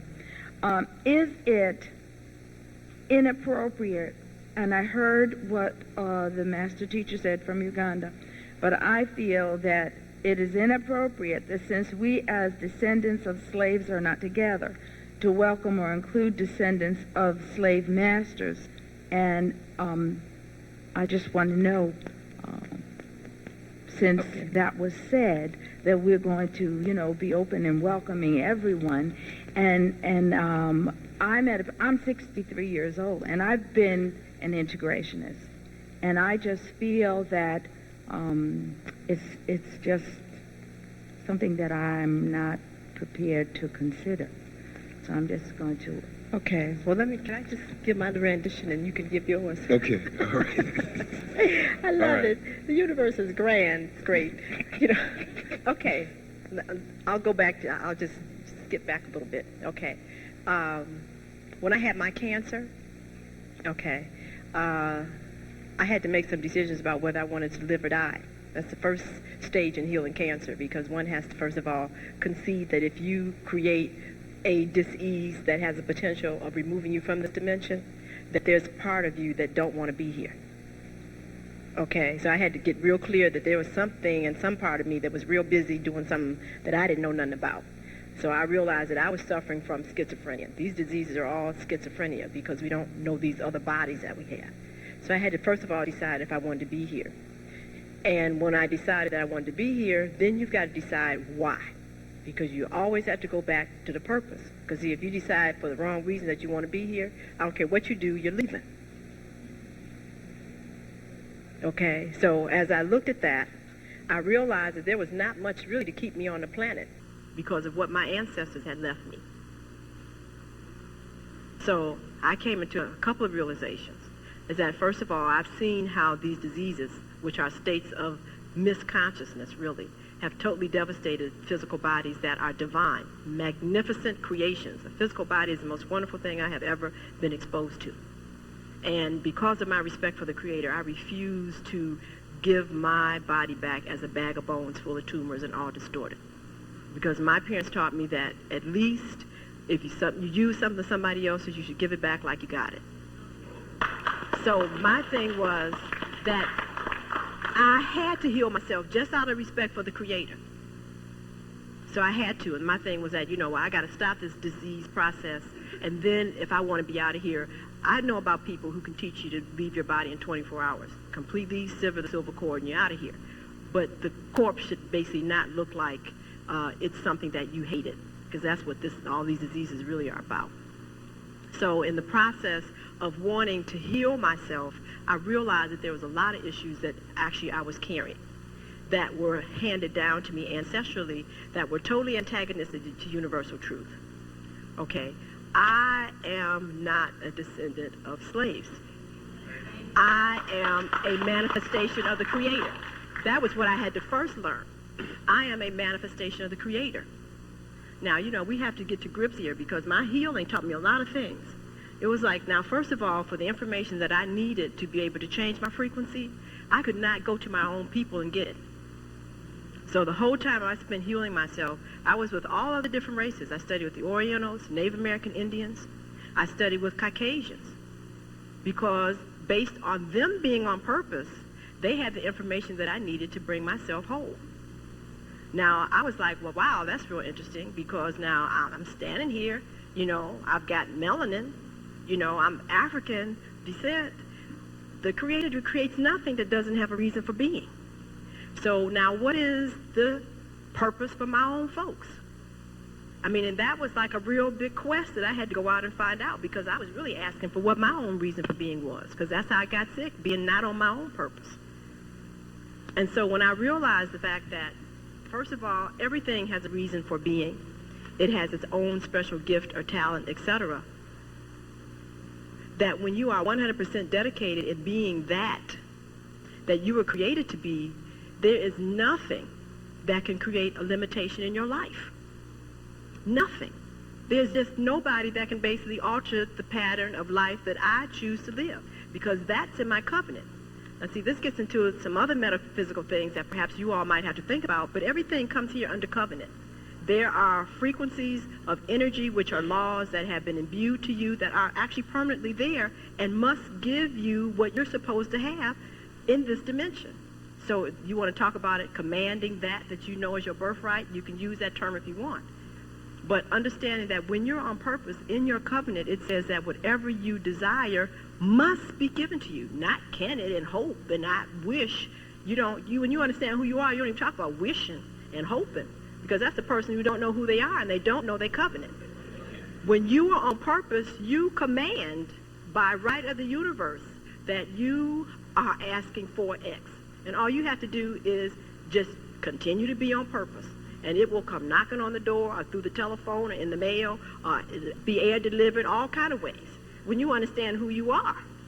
And that's why when people talk about I'm hoping for this and I'm wishing for that, they haven't gotten it yet as to how this thing is hooked up. So my thing of it is that I realized that everything had a purpose. So I started looking at what are different races' purposes. Caucasians are collectors of data. Their circulatory system is directly created for that. They have a well-developed deep circulatory system that immediately feeds the brain. They have maximum amount of blood supply and oxygen to the brain at all times.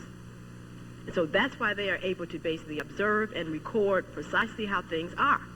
They are not, however, decision makers on how that data that they have is to be integrated with other things. They do not have that gift and capacity, which is why we have the problems that we have now on planet Earth, because they have attempted to be solution makers and to apply data that is inappropriate because they have limited perceptive abilities. The Asians are meticulous and have the capacity to truly understand balance and to recreate the same thing 1 sextillion times, and it never alter in dimension. That is their gift. So if you need 1 trillion or something for somebody, you give it to them and let them reproduce it, and it will always be the same. You could never tell the mother clone. The Native American Indians are the keepers of the laws that govern this planet. And if you want to know what's happening on planet Earth and how it interacts with everything else, they are the ones that will tell you what the deal is. They will give you all the laws and tactics for you to be able to master this planet. That's why their teachings are so important. Because we are first committed by our own choice in having a physical body that we are here to master this dimension. And so even though we might know astronomy and all these other things, etc., if you are looking up and you're not paying attention to what's going on here, you will get knocked out of this dimension. So the first commitment is that you have to master what's happening here on planet Earth. Now, the African, to my understanding and how it's been revealed to me, is very interesting. Because we are truly the regenerators of the life force energy for this dimension. And everybody knows that. So whatever color they are, they always come to us for regeneration and renewal of life force energy. They call it soul. So it's not our necessity to have to be the libraries, and it's not our necessity to have to recreate everything over and over again. It is our necessity for us to actually continue to resonate at a pure quality, to imbue everything with the life force energy so it can maintain its proper frequency. So that's why understanding what melanin is so important, because melanin is the first original superconductor. And everything has to have it to be able to recapture, to recirculate the life force energy through its own essence. Even Caucasians have melanin. The key is how much. And that is one of the limitations that they have to deal with not understanding how all this data applies to everything else. Because melanin is the solidified manifestation of all light in this dimension. So you have to understand that melanin is TV, it is radio, it is infrared, it is ultrasound, it is cosmic rays, it is radiant heat, it is all of those manifestations of light. And obviously, if you are a walking manifestation of all that light, you truly know where everything should go and how it should be. And if you are only able to actualize only a few frequencies of the life force energy, UV, infrared, ultraviolet radiation, etc., you cannot be the decision maker. And so this is why the whole issue of everybody learning who they are and honoring themselves physically, because their bodies, they created themselves for a particular reason. You know, it's nothing about inferiority, superiority, because you chose your body. So if you came here to be white, if you came here to be Oriental, black, you chose that. And you agreed to basically honoring that person. Circulatory systems are different, etc., to be able to be aware of what everything is and in its proper place. But there still has to always be the pure master races, the four, because they hold the north, south, east, and west cardinal energy points. And multiple interracial married individuals, depending on who made those individuals, Oriental, black, European, African, hold what we call non-cardinal energies. Because see, everything goes back to energies. But they have very difficult problems understanding what their place is, because the cardinal points, the major four races, is crazy and don't understand what their purpose is. So, I mean, you know, it's like getting into that whole nationalistic bit and, you know, talking about this race is that and a whole bunch of other things. You know, see, that is what caused me to get sick, because I truly saw that in hospitals. And that's why I left those institutions, because they are not equitable in how they actually give out life force energy. I was taught only how to treat Caucasians. And when we look at it from an economic business standpoint, it's justifiable, because they built the hospital. They paid for it. So my thing is if I'm investing my money in an institution and in a hospital to take care of me, oh yes, I am going to be the standard. My thing is, I didn't like the fact that it was mismarketed, because they didn't tell me that it was our standard that we're using as the norm. Because I would have then made a decision if I wanted you to know that. Because I had to go back and spend 10 years learning me. Because I realized that using their standard was very dangerous in applying that to melanin-dominant people, because it's not appropriate. So my thing of it is on an economic level, etc., anybody that does not have what they want, they're the problem. Because it comes in understanding that abundance is a natural state of affairs, that it's your priorities, and there's enough people of every race to be able to have exactly what they need. Capitalism is a lie. There's no such thing as lack. Socialism, all that stuff is ludicrous. Because there's enough of everything here to feed folks. But everybody has to get convinced at the same time. Because this is a group entity. This building was not built by one person. There's no way one person can build the Empire State Building or the Sears Tower. That's a group effort. And when we talk about building things together, a group effort means you got to come together in a point in time for a particular duration with one consciousness. It ain't no more us and it. It's just one group of folks are doing that. And everything that is on this planet has the capacity to survive at a high quality. We're not talking about just getting by.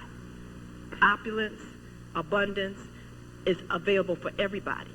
But you got to come together to see that. So if you come in lame and limp, talking about you got a problem because of this and your hair is that and I don't like my this and that and the other, well, you can't be a part of the constructive process because you're coming with a deficit. Your frequency is too low.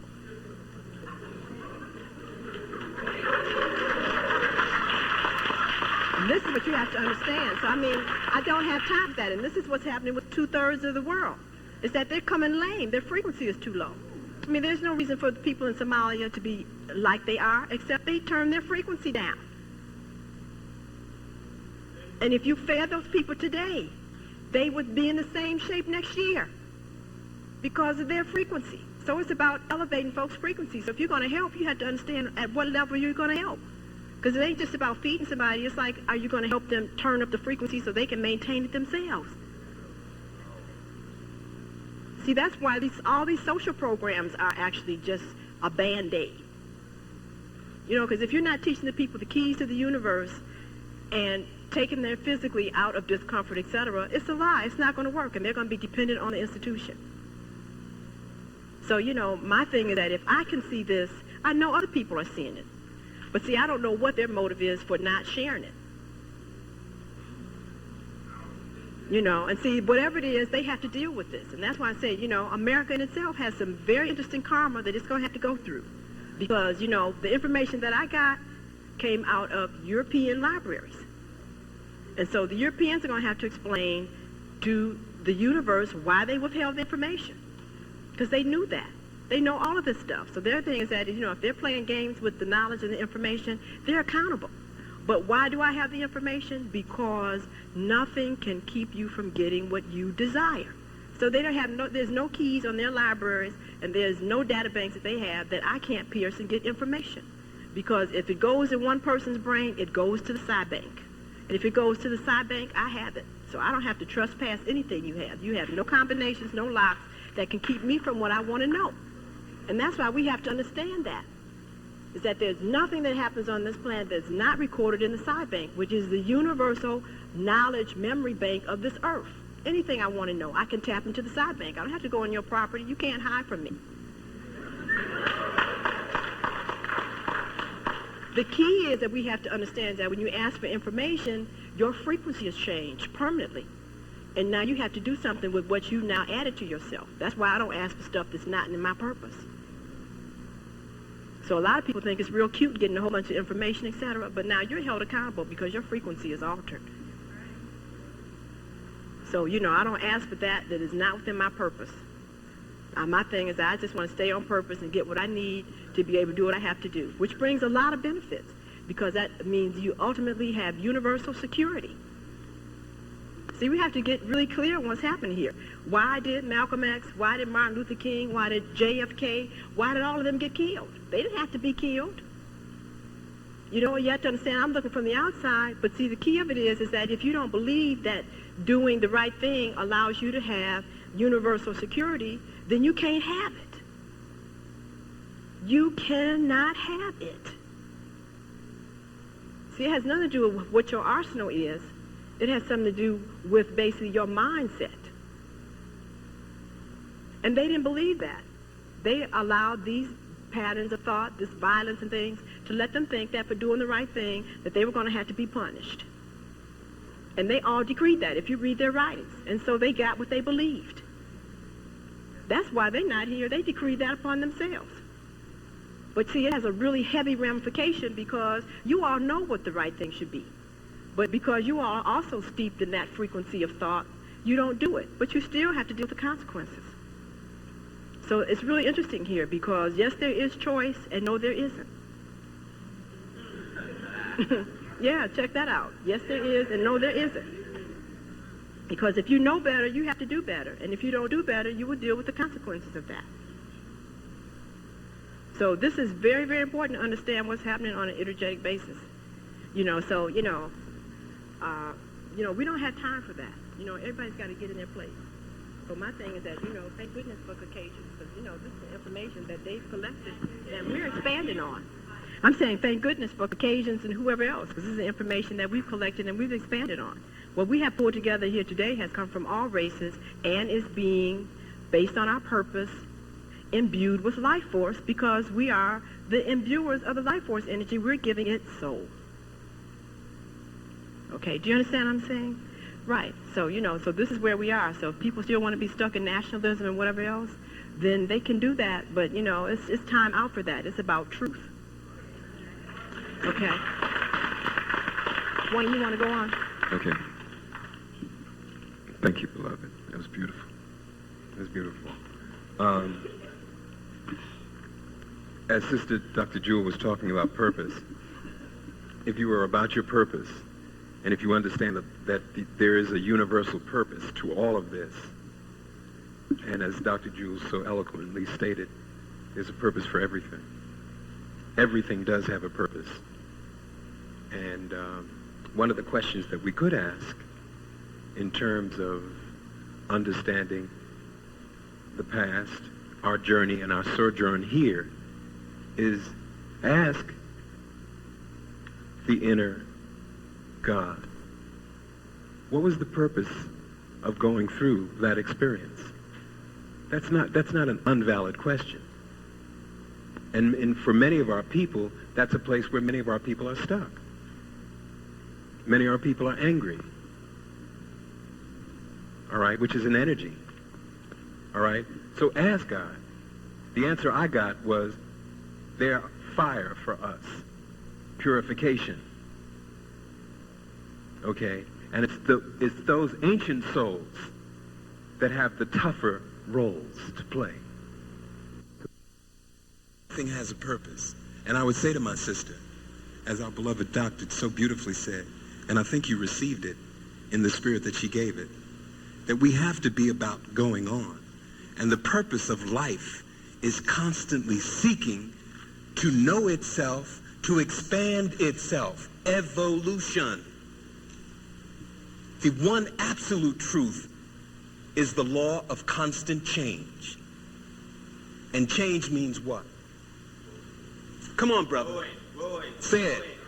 Growing. Growth as it relates to the human being. The manifestation. All right? Okay, just one thing that came up that's very interesting, you know. Oh, life is so wonderful again, you know. I truly am a little warrior, and it's been very interesting how I've had to learn how to modulate that through the feminine energies. Yes. You know, but that doesn't mean that I cannot, that I have to forfeit why I'm here as a warrior, and I still have to be always on task.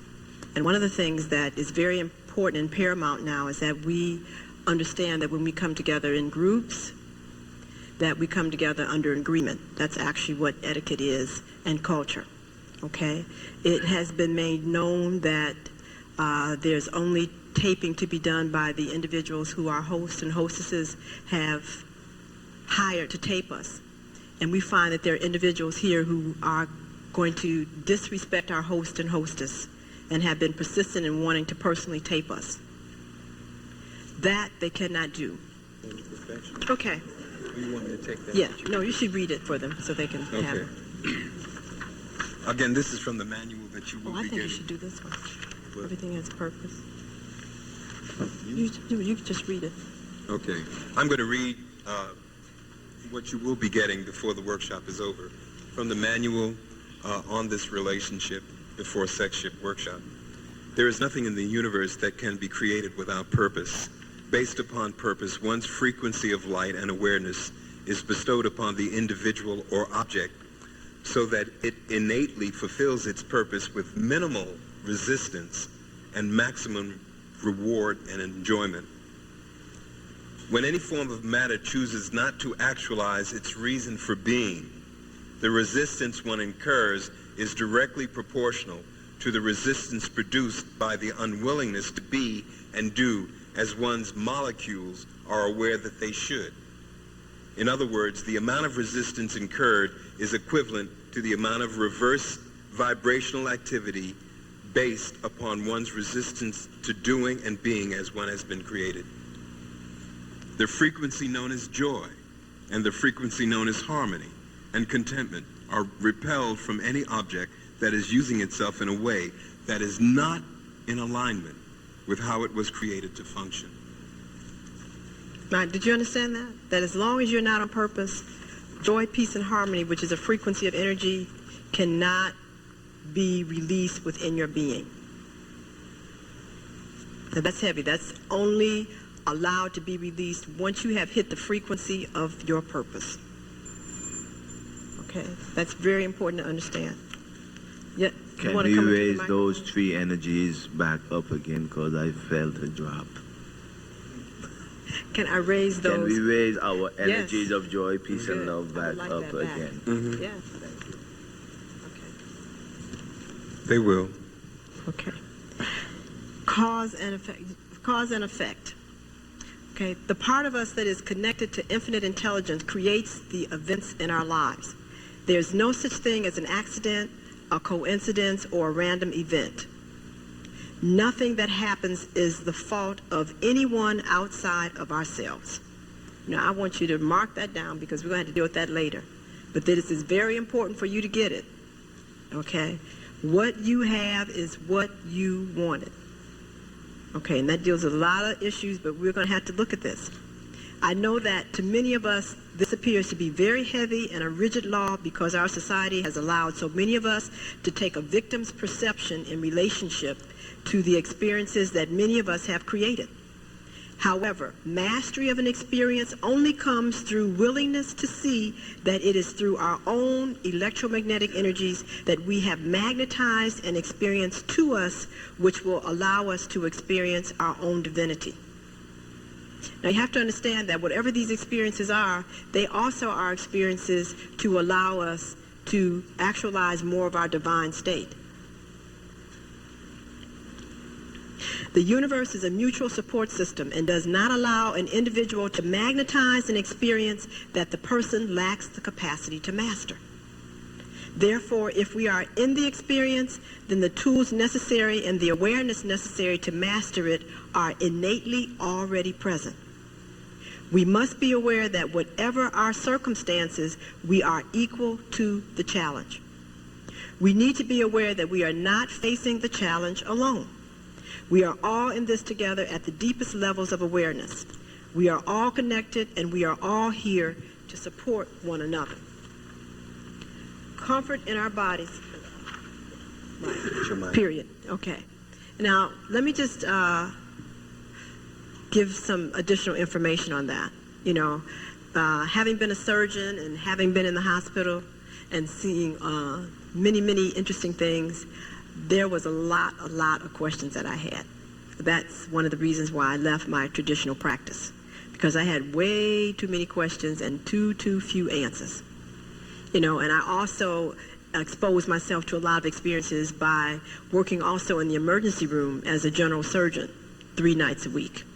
So I was getting a lot of things off the EMS trucks and things. It was astounding.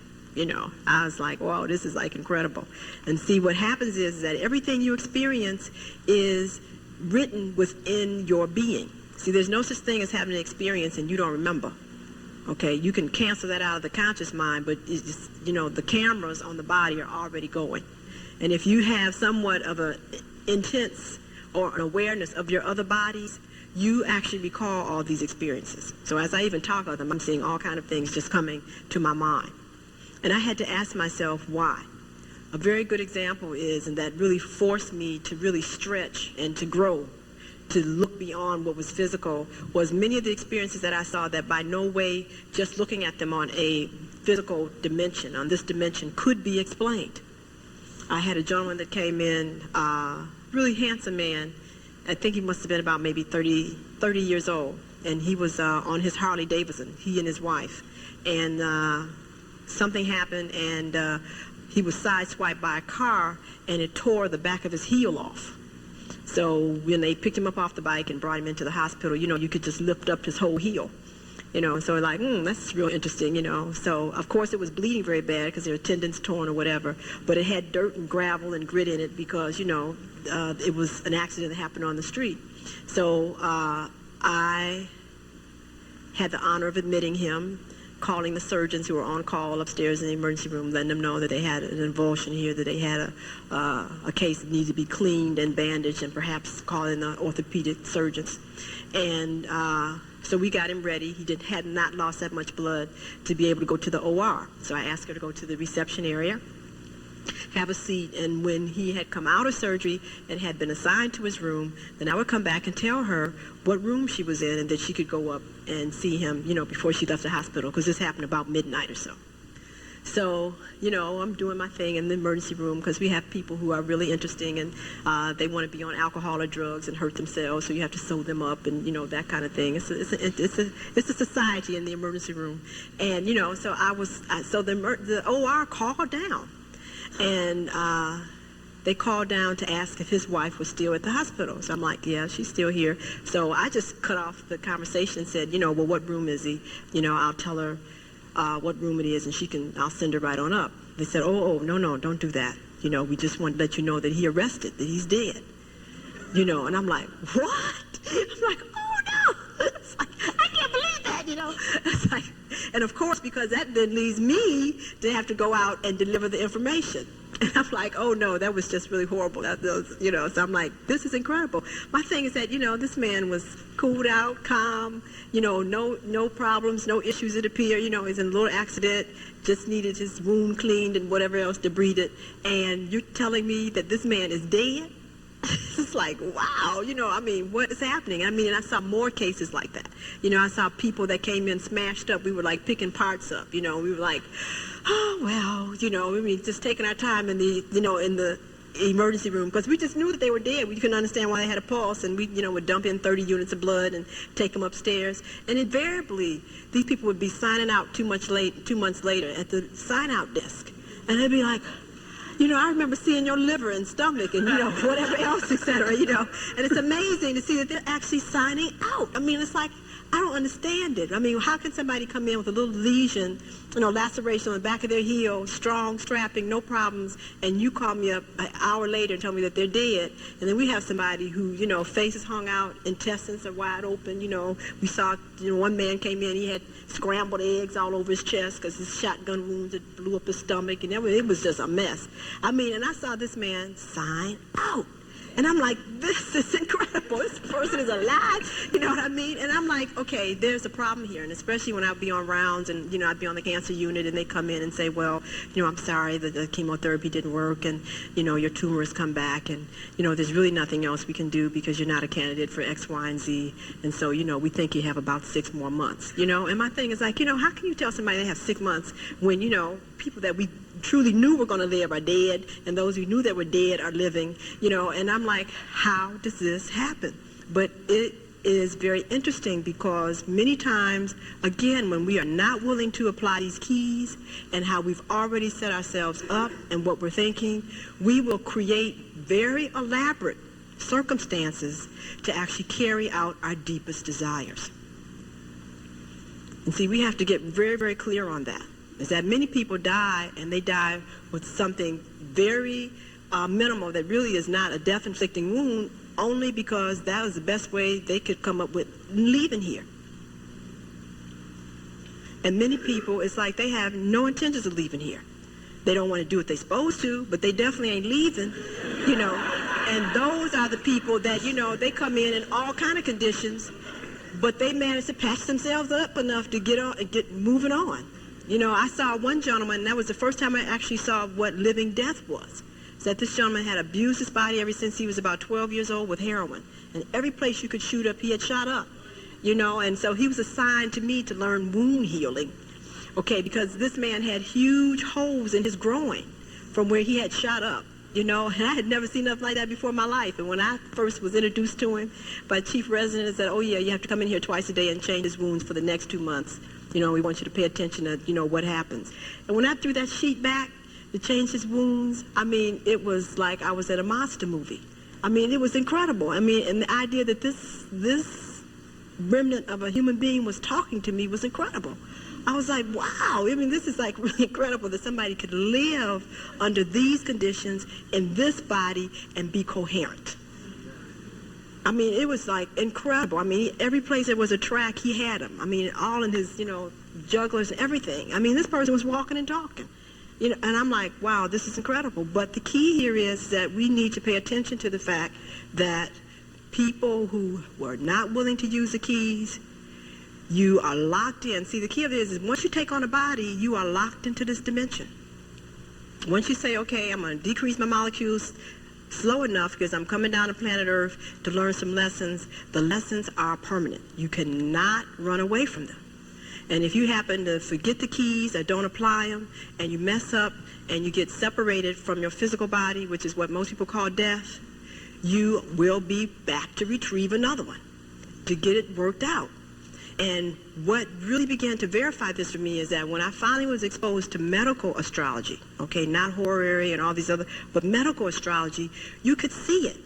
I mean, you could see the fact that these people were coming in who had been sexually abusive, so they were going to be sexually abused. You could see people who had come in that had been gangsters and killers. You could see that when the moon came to be a certain angle, etc., you knew that if they didn't understand their astrology chart, though they were out of here, you could basically trace all that back. Because the key of it is that you cannot send out energies into the universe understanding that you are also a creator and not know that they're not going to come back to their source. So it's like when I began to look at these charts of people being sexually abused, people being raped, people being violently treated, etc., it was already in their chart when they were born that they had already done this. And see, if you go out doing this to other folks, then you have to get it done. And this is what's heavy, because you come here thinking that you come with a clean slate, because you haven't been taught the real laws of energy. There's no clean slate if you're here on earth. You've been here many, many, many times, and you come to get a lot of stuff taken care of. So if you don't already know what things you have to master, then you're going to really be sitting up looking strange when the opportunity comes. Dr. Jewel, let me mention something right in here where you just were about the responsibility and the previous life and the karma, which is what Dr. Jewel was referring to. It's not about guilt. If you've experienced that kind of abusive or horrendous experience as a child, it's not about guilt, which is anger turned in on ourselves. It's not about that. Because I was recently given an insight that I didn't get a chance because it came last night. Because this is a conversation we had because Dr. Jewel had asked me the question, well, Brother Wayne, suppose someone says to you, you mean to tell me at 4 years old, I earned being abused by my stepfather or whoever? And what would you say? I gave her an answer, which was similar to what you heard, that she had already had, and we came together on that. She was of that mind, and I answered similar to what she just shared with you from the manual. However, I got another insight that I'd like to share with you now. And the insight is, I go back to that sometimes the older the soul, that we don't understand all of the Creator's design. We just understand according to our purpose, and that's fine. But sometimes there's a soul because there's a lesson that has to be learned, and you are the instrument. You're the special emissary. So your ability, because of your evolution and your evolvement, to take the weight of an experience that a lesser soul could not handle. So the universe will choose you. Since we understand that pain is relative, as Dr. Jewel says, since we're not solid, pain is perception, because you know that there are people who walk on red coal and don't feel the fire. So what is that about pain? It's our ability, as Dr. Jewel said, to modulate our frequency so that we don't relate to it in the way that you would think that your feet would be burned. And the same thing, the evolved soul can be an agent of the universe or the Creator for a particular lesson that maybe that time or the people of that time or that society must learn. And it's through that soul that the lesson is learned. So that brings us to another part of human anatomy. I didn't speak on this earlier. I talked about these genes being holograms, but these genes also hold the memory and experiences and activities of 7 generations of your mother and father's side of the family. So what is so heavy about being born into a family is that you are actually born into a frequency of energy. And you've got to understand that. That's why genealogy is so heavy. It's not that they just want to know about, Uncle so-and-so, etc. It's a frequency of energy that you also are carrying, which is what the carrier type shows. And if there are individuals in your bloodline that have done some very interesting things, you can actually, and you will many times, be the instrument through which you will have to neutralize and bring that aberrant frequency into its proper vibration, which is what he's actually talking about. So it's really interesting because you get a chance to be the Christ for your bloodline. Because, see, the Christ is the light bearer. And so every child that is born into a bloodline, a frequency of energy, has the capacity to write that frequency. And when I say right, it's only relative to say that they have the capacity to bring that family frequency into alignment with universal law. And so the willingness of that individual, that child, to live his or her life by universal law immediately imbues all of the energy through that entire bloodline with universal light, and that whole frequency now is purified just by the willingness of one individual in a particular lineage to write themselves by universal truth. So the Christ is actually an opportunity for each and every one of us to bring evolution and light to our whole family frequency. See, So you have to understand what's really happening here on an energetic level. So therefore, when, and you know, a very good story, I think, is the miracle worker. Excellent story about that whole issue. You know, here we have an individual who basically was born deaf, born blind, and it was really interesting because, you know, a father tripped because he was into ego, okay, and his thing is like, wow, I can't even believe an animal like this would come out of me, you know, and the mother was like, you know, oh, my poor baby, you know, but there, she had something known as the immaculate concept. The mother held the immaculate concept. And her immaculate concept, the highest thought that she had for her daughter was the fact that she had hoped that one day they would be able to actually sit down and eat dinner together. That was the immaculate concept that she held for her daughter. Because at this point in time, she couldn't communicate with the daughter because she couldn't hear, the daughter couldn't see, and they actually kept her as an animal in a room. She was eating off the floor and she's doing all kinds of things. But because the mother's immaculate concept, the highest thought that you can have about a situation or an individual, her highest thought was to be able to have her daughter sit down with her and eat dinner at the table. She found whoever she thought and did whatever she could do to help this woman, at that time the child, be able to learn how to be able to have control over herself to that degree where she could do that. But because of her immaculate concept of seeing her being able to do something other than how she appeared at the moment, the gift was given. That this woman was able to not only be taken and be able to learn how to eat at the table, but also was able to learn how to communicate with other human beings and lay down the foundation so that anybody else that took on a physical body that was not able to hear with it or see with it could still be able to be educated and to be able to learn how to communicate with those that could. So she set up a whole school system for all those that would come after her so they would not have to be at the level that she was. And that is fantastic.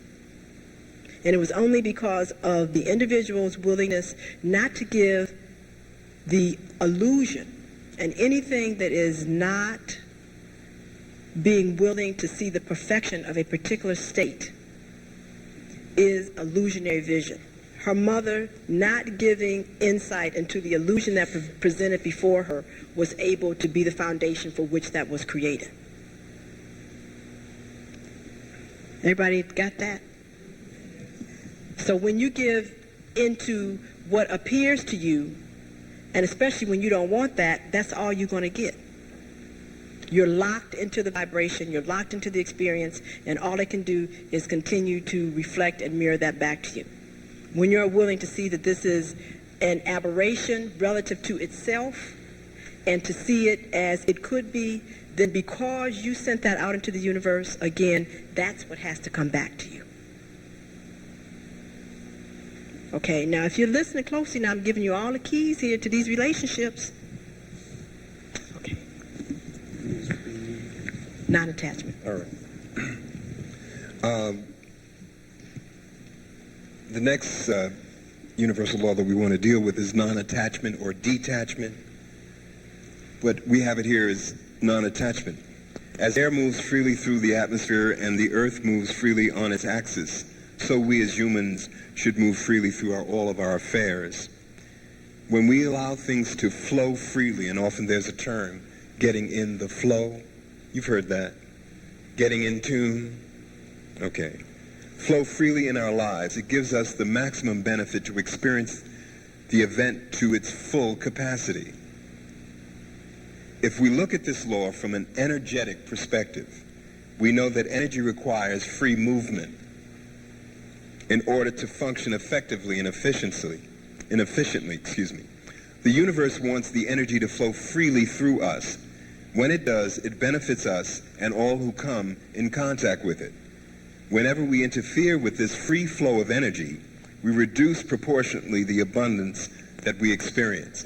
Now, I would like to just say something in terms of the flow. Picture a riverbed, if you would, which is a structure by which water finds its course on a particular land base, right?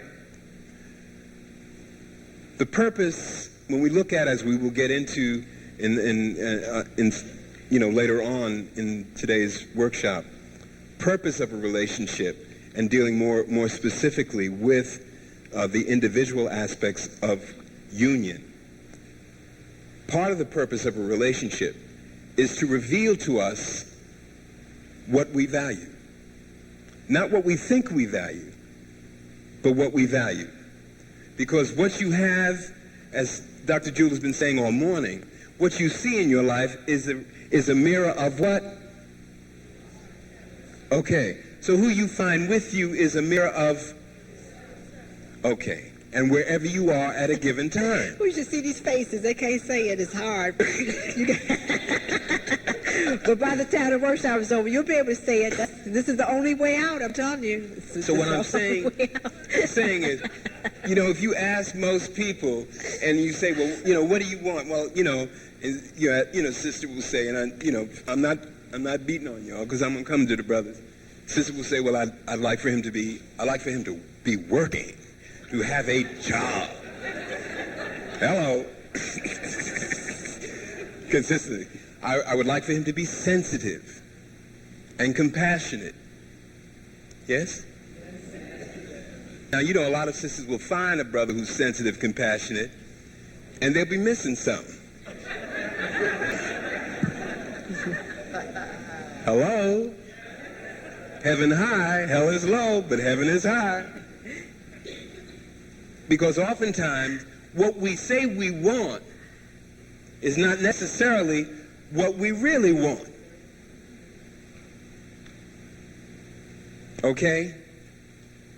Because when you say sensitive, that's kind of generic. You have to be more specific. As specific as we are being about the definition of these laws, you have to be specific. So when you make your list for Mr. or Ms. Right, be specific. And the only way that you can really be specific is by knowing more about you. And you be that. Yeah, you can only have what you're first willing to be. So a lot of times, what's happening? Nothing too much because I'm working on me. Because I know what I want, and I got to get me there first. That's right. Before she can appear. So is a man or woman thinking. Thank you very much, brother. I'm learning. I'm liberated, sister, because I'm not going anywhere without my sister. She is the door and the future. As a matter of fact, Sister Jewell has something in here. It's interesting. I got to say this. Now, you see, it looks like we just went and hooked this up. Yes. I didn't know what she was going to wear. She didn't know what I was going to wear. I asked her, just because, you're doing something.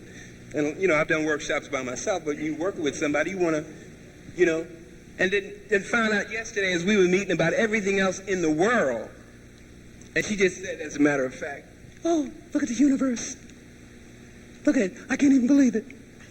The brother's got the same color as I have. You know what I'm saying?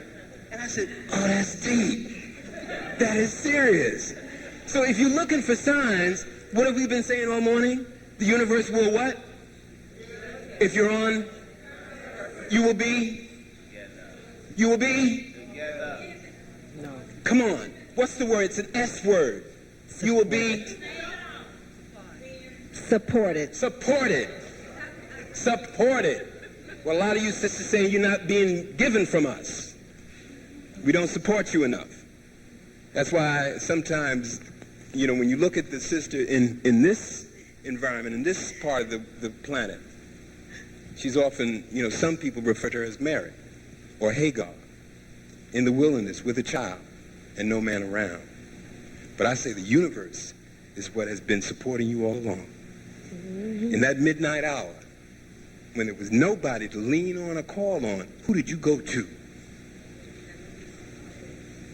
Sister? Is this really true? Is people are having barbarisms here? Their stomachs are growling. Well, we want to support the nourishing of the body. For the moment, it's lunchtime. Okay. All right, so let me just wrap this non-attachment up. When anything you attach yourself to, be it a feeling about someone, letting go of not letting go, or re-seeing something that happened to you over and over again, it will eventually cause you a dis-ease, right? Holding on to a negative emotion or feeling will cause you a dis-ease. The universe says, let go and let God. When you think about the law of non-attachment, other definitions are here in the manual for you to read. Just remember, let go and let God. And one more thing. Because, I just really want them to have this global picture, is that you also have to ask how and why you magnetize that to yourself, because you cannot dismiss that all of these experiences are divine, because they're all ushering you into a higher vibration. And that's what you have to understand. That's why it's very important that you don't get stuck. And if you get in a situation because you're vibrating at a lower rate and you get stuck there, then you can't ever actualize all the things that are waiting for you, because you attached onto it. You got hooked into that. That's what happens to people when they're depressed. Okay, that's what happens to people who are walking around angry. They're stuck, and they're therefore at that vibratory rate, and everything that vibratory rate magnetizes to itself, you're going to get. So I always say that you have 3 minutes to be stuck, and then you have to move on. Okay. Okay. This is how it's been since we've started. Promise, just 1 minute. Just 1 minute. To add to that, that if you think, since the Creator is closer to us than our jugular vein. Right. Hello? Literally. Does anybody doubt that? Literally. Okay. Then if you think the good thought, desire, broken down D-E of sire, who? To bring forth. Sire, S-I-R-E, is defined as father. Okay, right. Sire, de, of the Father. So if you desire the good, if you desire the change, the evolution, the raising of the frequency, that is a prayer to the universe. It will happen. Believe it. Ashe. Ashe. Ashe. Right now we desire for you all to have lunch. And all we ask is that you don't eat it in the auditorium. So it's all prepared for you. You can go out. We have tables to the right, or you can go out into the lobby with a beautiful sunroof and just kind of prepare for the part 2.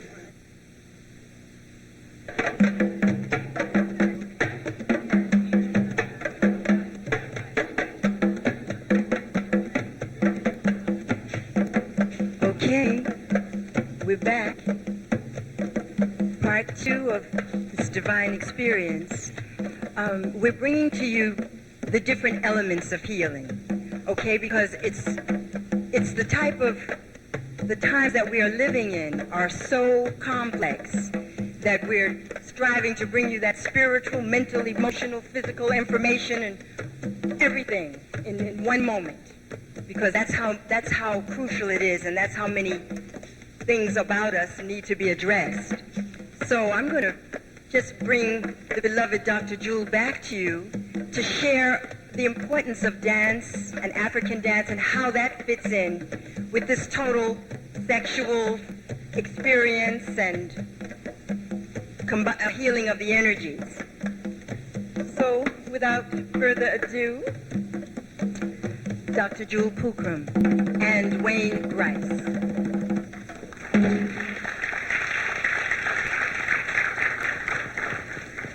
Boy, I hope everyone enjoyed their lunch. It was very nice. So we have an opportunity to do more communing. And again, one of the things I said that was so wonderful about melanin is that melanin captures all frequencies of light, sound, color, radio waves, TV waves, etc. And as you know, depending upon the frequency of the color or the sound, actually produces something known as heat, but also it modulates the life force energy. So I was doing some research with a friend of mine, and there was a question asked as to, it was kind of like a biblical statement, And I can't recall right now what book in the Bible this was. I don't know if it was Matthew's or some book in the Bible, but it was Jesus Christ that was teaching a sermon on the Mount, and he was telling the people about if a person asks you who you are, what to tell them. If a person asks you where you came from, what to tell them. And then he said that if a person asks you what the sign is of your Father, tell them that it is a rhythm, tell them that it is a movement and a rest. And so I don't know if you remember that or not, but that is actually the whole universal movement of energy. It is a movement and it is a rest. And if you notice that, that's actually how you live your lives out. It's a movement and it's a rest. It's an understanding of when you move and when you rest, when you're actually to rest and to move, and to how fast to move and how slow. And so dance is actually the embodiment of actually how the energies in the universe move and how they work. And this is actually what we experience when we do this. And depending upon what frequencies we're able to resonate with determines our movement and our rest phases. So, again, for us to begin to come into the awareness of who we are, we get a chance to do some moving and some resting. So we have a wonderful group here. And I'm going to let the founder of the dance group share with us what.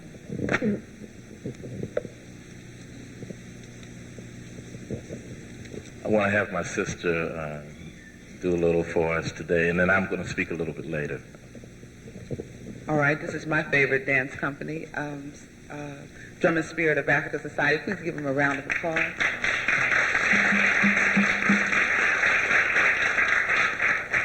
I'm Isato, and I'm with Dye Associates, and we try to keep in line with healing, and this form of dance is folkloric. That means it's very old, 13th century, old Mali Empire dancing. And this dancing was done for us to take care of ourselves. So you're going to get a demonstration today of a couple of the very powerful and very old dances, Babas and Tatulaube.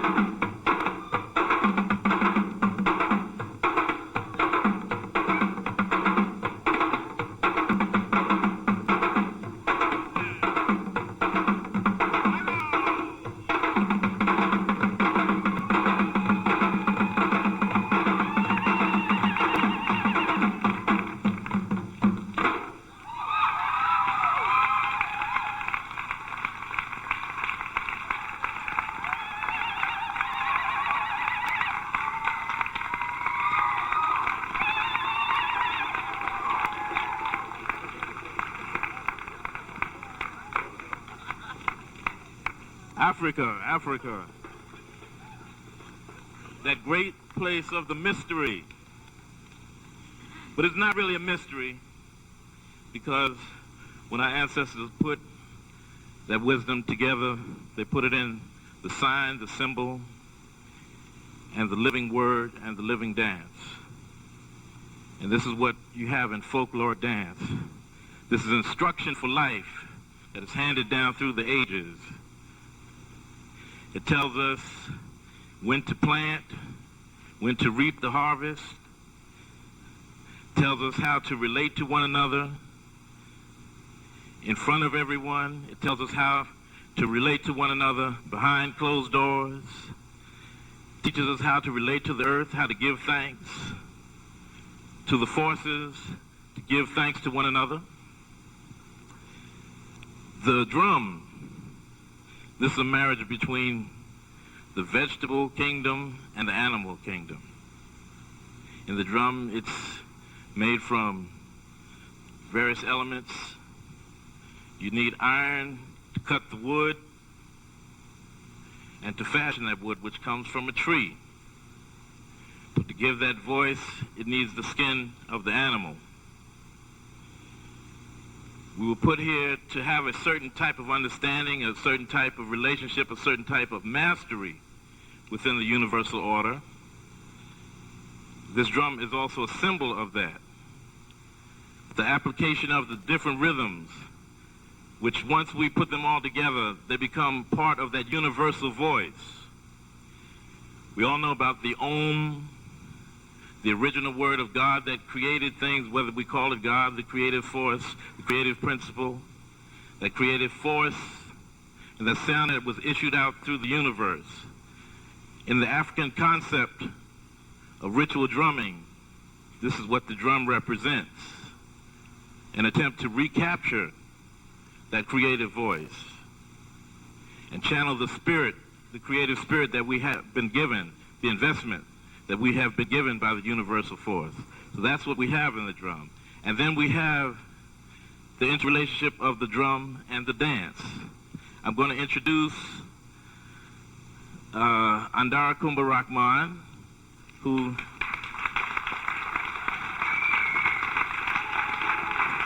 she's the associate director. She's also responsible for training the dancers in our organization. And I'm going to give it over to her and let her speak a little bit. Then I'm going to ask Brother Zukan, this brother over here, who did that magnificent dancing for you. And then after that, oh, I might as well introduce everybody while I'm doing that. And this is Sister Charlene. All right. Brother Claude Latif.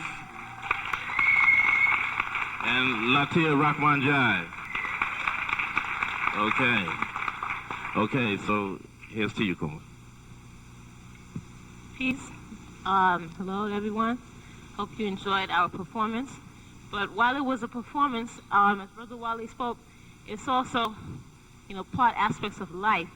And these dances are as much as 500 years old. In doing these dances, we find they strengthen our bodies totally. We're not just strengthening one part and making the other part weak.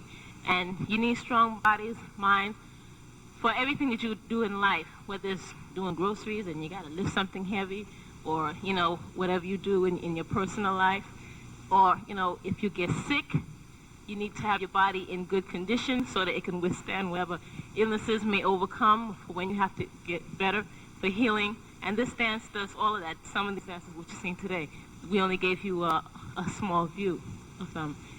In order to do these dances properly, we need to have strong legs, strong abdominals, strong arms, and it also strengthens the internal organs. The dances that Sister Charlene and I did, the movements, they relate particularly to the women because we're moving a lot of the pelvic region, and they work on strengthening the abdominals, both from the internal side and also all the reproductive organs in there, strengthening and healing. Also. Does anybody have any questions about that? Okay. Thank you again. Peace and love. Thank you. And as you've been hearing before, that there's that positive and negative, and one don't exist without the other. We complement each other. And as the female were doing that movements that strengthens the womb so that we can have strong children and a strong nation, the men also do that to complement themselves, to complement the woman, to say, in order to have a strong nation, you must have both male and female coming together and strengthen themselves too. And so your diet, your food, play a major part in it too. And it's the drum, this drum in the old ancient Mali Empire, it's Lamba Garun. And Lamba Garun is the name of one of the king. And he saw the women outside cooking and preparing his meal and everything. That the drum, without the skin, the bottom is closed. And what you have is a mortar pestle.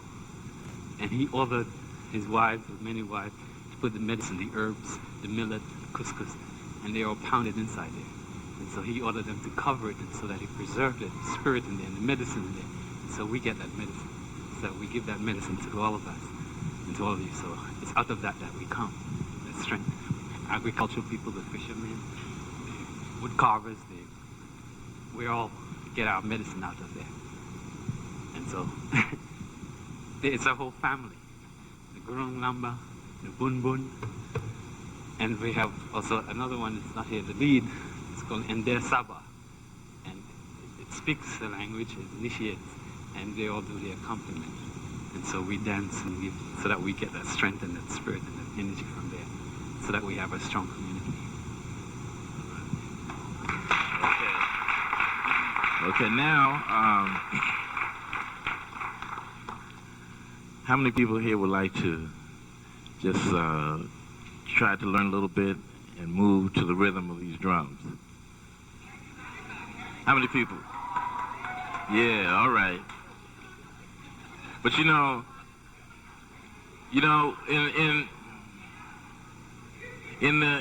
the way, you know, we want to have that physical sign, that audible sign, so we can hear you. Like when we say, how many people? If it's everybody, we like to hear, yeah. All right. Okay, so we're gonna do some basic movements. Brother Zukan is gonna do something for the brothers, and Sister Kumba and Sister Charlene gonna do something. So it's gonna be kind of follow the leader. So let's see how we can work the space out here.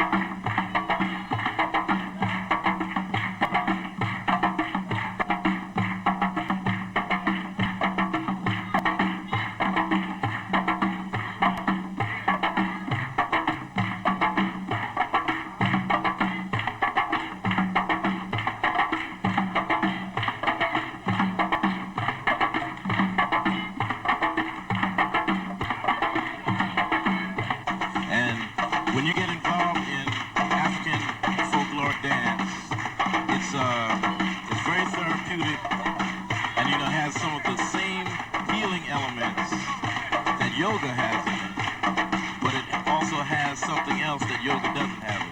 Because when your body moves at a certain rate of speed, a certain pace, it stimulates your glands in a different kind of way. And that's what happens when you start working. When you start seeing different changes happen with your body, you experience different changes with your body after a while.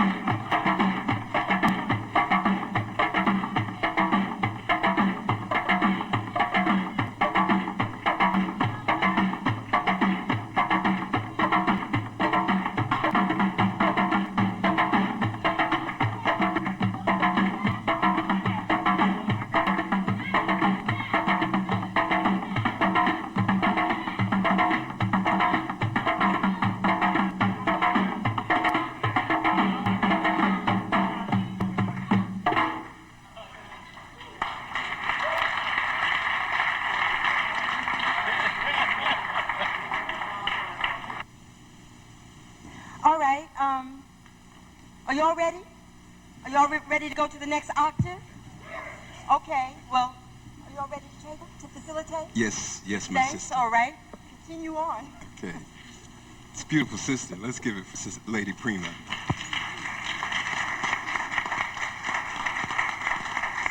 She's certainly true to the Venus energy, my Taurus sister. We would like to open it now for some Q&A. You did get the once and future manual that finally did arrive, and many of the things that we've been going over in the first half of the workshop are in there. We're going to go over some more things, but right now, since you've been up and moving, possibly some things have been hopefully stimulated, that there might be some questions that we can answer. At this time, we want to open the floor to that. Yes, sir, my brother. Yeah, I want to direct a question to Dr. Pookrum. Mm-hmm. Dr. Pookrum, you were saying that that you had cancer, and I had read somewhere that they said cancer on a mental level represents, resentments, hurts, hopelessness, and things to that effect. And I was wondering if you could expand upon, some of the causes, mentally, for your cancer, if it's not that personal. And one other thing, I know you were talking about the mental astrology. What are you two's signs, if I may ask? We're fish. Both of y'all are Pisces? Wow. Okay.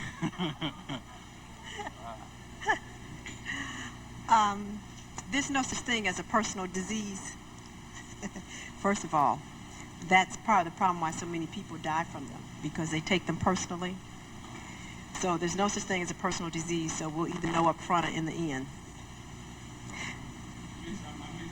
Okay. You asked me to share with you some things about my cancer if it wasn't too personal, quote unquote, and I'm just responding to say that there's no such thing as a personal disease. Okay, that, everybody will find out sooner or later, up front or in the end.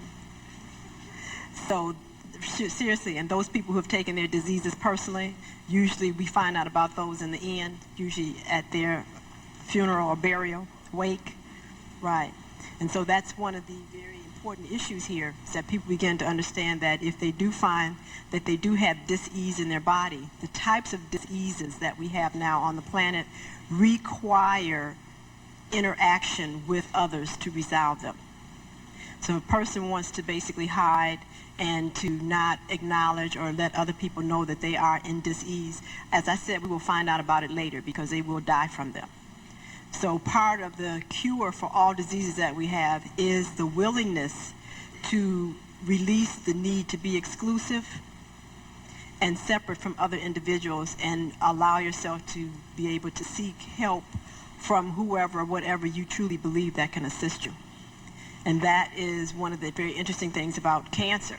Okay, cancer is a psychosocial, psychosexual disorder, and it cannot be treated on the physical level. It is a psychosexual, psychosocial disorder. And these are people that do have maladaptations of how they are to interact with other people and also with their own self in relationship to their sexuality. So there's never been a cancer patient that I've interviewed that, first of all, did not have issues around interacting with other people, because the neurotoxins that the individual makes that causes the tissues to take on a tumor formation are made because of anger, resentments, and old hurts from interacting with other people. So whether that's tied up into their sexual orientation, we find, for example, breast cancer, hallmarked of that. We've now actually coined the cancer personality as a type C personality, repressed anger personality. And for example, the breast cancer patient is the individual who has belief systems that it's very important for them to do for others as opposed to being able to do for themselves. But it is unnatural for a person to provide for others and not take care of self. And so when a person believes that the discomfort that they have in doing for others and neglecting themselves does not give them the rewards that they're hoping that it would give them, they become very angry and resentful, but also because these people have a need to have themselves defined by others, they continue the behavior. Okay, do you understand what I'm saying? And this is why it's so common in women, because there's a whole psychology that goes around with women that, you know, when you have children, that means an end to your life, and now you've got to give all your time and energy to someone else. That if you get married, that means that's an end to your stuff, and now you've got the husband to take care of, or whatever else, etc. So all your things get put on the back burner, which is not true, because all of these interactions, these are relationships with children, with husband, are additions to your life that bring benefits, not disadvantages. But if you aren't, first of all, educated to realize that as you take on these interactions that they're beneficial. Hello? Okay. If you are not realizing that these interrelationships are to bring advantages and expand your life, not actually cause you limitation, then it's your own belief system that causes you to have the limitation. You must go to the mic, please. It's our belief system, but it's one that we inherited from the European. Well, now the key of it is that, again, you are a free agent in the universe. Okay, my teachings tell me that for you to be able to even get a body, you had to compete with trillions of souls to get here. There are trillions of people waiting just to get a body so they can continue on in their evolutionary spiral. So for you to get a body means that you have been able to master, being able to compete and master the capacity to have merit as to why you are here, which automatically makes you a god or goddess. Because the universe says that nothing is allowed to come to this dimension that is not already equipped to be able to master it. So anytime you give up your power to anybody, I don't care whether it's your mother, father, someone else of a different race, an insect, which many people do, rodents, you know, whatever it might be, you automatically have missed the relationship, and whatever they are now reflecting in your environment, you have to go under their rule. So I say that if you have that belief system, it's because you chose it. That's what I discovered when I decided I was going to heal myself of cancer. When I allowed myself to take on other people's belief systems, regardless of where they came from, that were causing me discomfort, in my willingness to love myself enough to have the kind of life that I wanted, I basically gave them back to them, and I let them wear them. So now they have the cancers, and they have to work with them. That's not my issue. Well, I'm saying, look, you had to go through to learn it, though. It'd be nice if we were just taught that, you know, just in general. I'm saying that society pushes, you know, certain things upon us, and until we, you know, really think about it, you know, something causes. Here. You chose to come here. You have to understand, you knew that all this was waiting for you. So you chose to come here and you chose to bring your special gift and talent to basically release the planet of what was left here. Yes, there is dirt and scum and lower vibrations here, but we do not have to allow that to have adverse effect upon us. Okay, and that's the reason why I'm here, to basically teach this. So we don't have to die, we don't have to age, we don't have to have diseases, we don't have to be in poverty. None of these things have to exist, but they cannot be removed from your life until you give up the need to believe that they must exist in your life. That's true. Do you understand what I'm saying? So Yeah. it's not, so whatever someone else is doing, you do not have to take that upon yourself. Yeah, but I'm just saying, sometimes you don't, it's like a lot of times you don't realize it until you step back and, you question it. No, the only thing is that you don't ask for truth.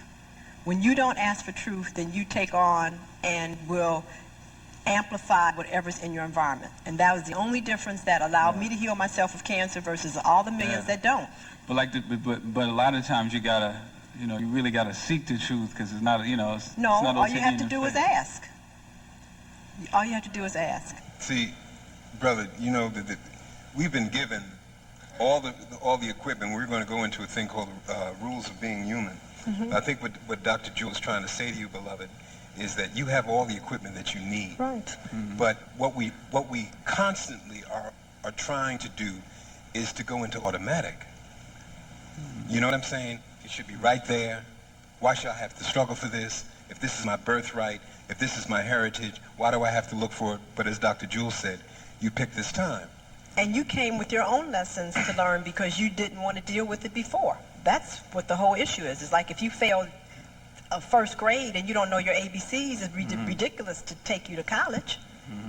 So not until you surrender and wanting to know and learn your ABCs can we promote you on. And that is what happens when we're resistant to wanting to see what the experience offers us as mastery. Yeah, but that's still a mindset, though. Of course, you got it. Yay, that's it. It is a mindset. That's right. And it's wait a minute, I understand it's a mindset. I'm just saying in this society it's deceitful. And they don't necessarily, like what you're talking about, you can't just get this, this information just anyway. You have to go on the path and search it. I mean, I've heard a lot of it, but I'm just saying that there's two realities. I'm saying like there's the illusion and there's the truth. And most of the time what's put up is the illusion. You see what I'm saying? And the truth is over here. It's always taking something and just misleading the masses of people, until you're willing, to really get in tune to, what the truth is. That's what I'm saying. Key word, will. Your participation in your own purpose in life, which comes from your mind, your decision that you are going to get involved in creating the life that you want, instead of accepting what they're giving you. Because if you... I don't accept it. No, I'm saying instead of. Obviously, you're here. Right. So there's some will involved in you being here. No, I don't accept. I don't accept it. I'm just making a point. All right. I agree with what you're saying, but I don't accept it anyway. Okay. So don't even make it even a reality. I would even suggest don't even make it a reality. Oh, no one did anything to you. Everybody's on their purpose. Sure. A certain race is on their purpose. We've got to be about ours. We're here to get our people on their purpose, to inspire those of our community to be on their purpose, and then we can collectively go globally and inspire humanity. Right. Because that's our job. Right. So I just asked you not to look at any situation where you immediately want to give up your power. That is very important. So whatever it might be, the energy field, whether it be a person or whether it be a bill, etc., that seems to be offering resistance. Remember what we talked about earlier today. That is that what you need to do is look at what is the frequency that is being reflected to you and ask yourself what you need to do to turn into that frequency so that you can move into that and through it. Yeah.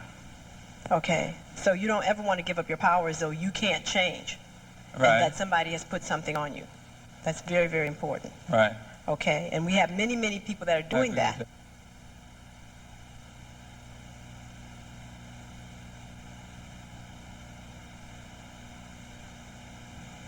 Out of what belief system is your teaching coming from?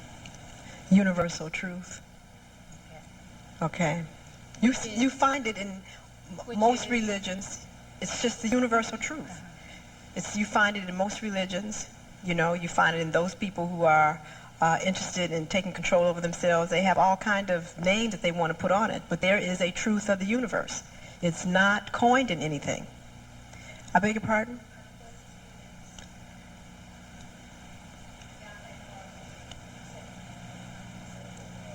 Okay, that basically, from my teachings, is one of the 49 sacred names for the Creator. Okay, so there's 48 other different names you can use. That's the one that basically vibrates with me right now because of the energy that those words carry. Okay. Any more questions? Yes. Okay. One of the things that was mentioned, sister. I know that a lot of times we often get stuck in words in our understanding of how things, wisdom is gravitated because we get stuck in little words. But my question to you is that when you say purpose, okay,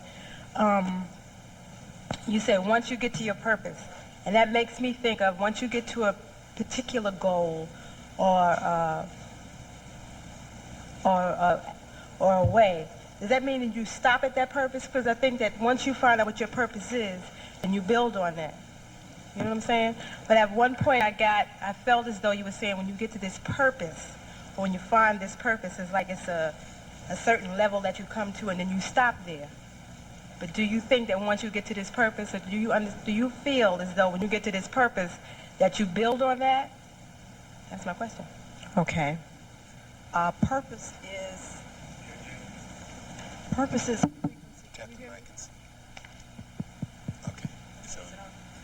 no. Yes. You got to speak directly into it. Purpose. Okay. I'm having problems with the mic. Okay. Yeah, purpose is a frequency of energy, and it's your natural frequency of being in this space and time.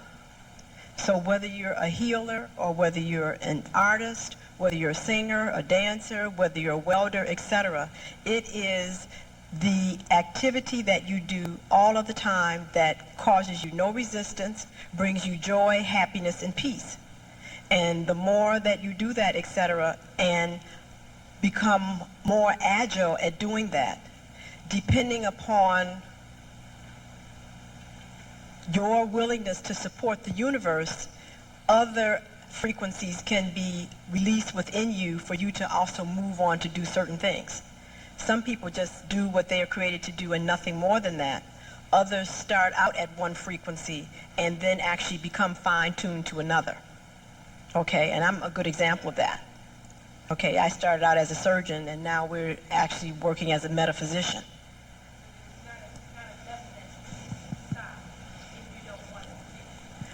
No, this is something that you've agreed to do for as long as you're in this dimension.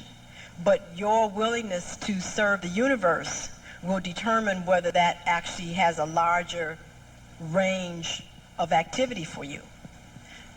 And I'll say this very clearly, is that after I heal myself of cancer, the only reason why I told you that I was interested in living was to restore my body to the state that it was when it was given to me. And in my willingness to heal myself, there were other revelations that were given to me that my only reason for being here was to continue to share with others the information that had been given to me as to how one could spontaneously heal themselves. So therefore, that meant that now my purpose also went into a different vibration, because I asked that I be used to do something different, and the energies were given. Do you understand what I'm saying? Now, I could have just went on and continued to see patients in my office. Do you understand what I'm saying? But it's also your willingness to give to the universe more of yourself. Because you understand what I'm saying? The more you give to the universe, the more you are only giving to yourself. But you determine that. Does that make sense? Okay. Okay, is it? So why don't you read them the rules of being here? Okay. Let me just, from the manual, unfortunately, the pages are not numbered, but it's right after the self-inquiry questionnaire, which is after Eurocentric cosmology of a family structure. That's the best way for me to describe it to you. I was told that they weren't supposed to be numbered. This is a right brain manual. That's a little inside joke. See, since she spent 24 years in school, you know what I'm saying? And yours truly, I'm dealing from the right, you know what I mean? So every now and then she's... No, seriously, I was told that they weren't supposed to be. This is a right brain manual. What does that mean? A right brain manual means that you open the manual to what it is that you really need to read and know. Okay, so there's no pages in it. So it's like when you pick it up thinking you're looking for something, you'll actually go to the page. You don't have to know a number. Okay. And where the intellect stops, that's where intuition is just getting started. And there are quite a few books out that are coming out like that now. Are you aware of that? Oh, yeah. They in the old days, they used to call them oracles. Okay, right.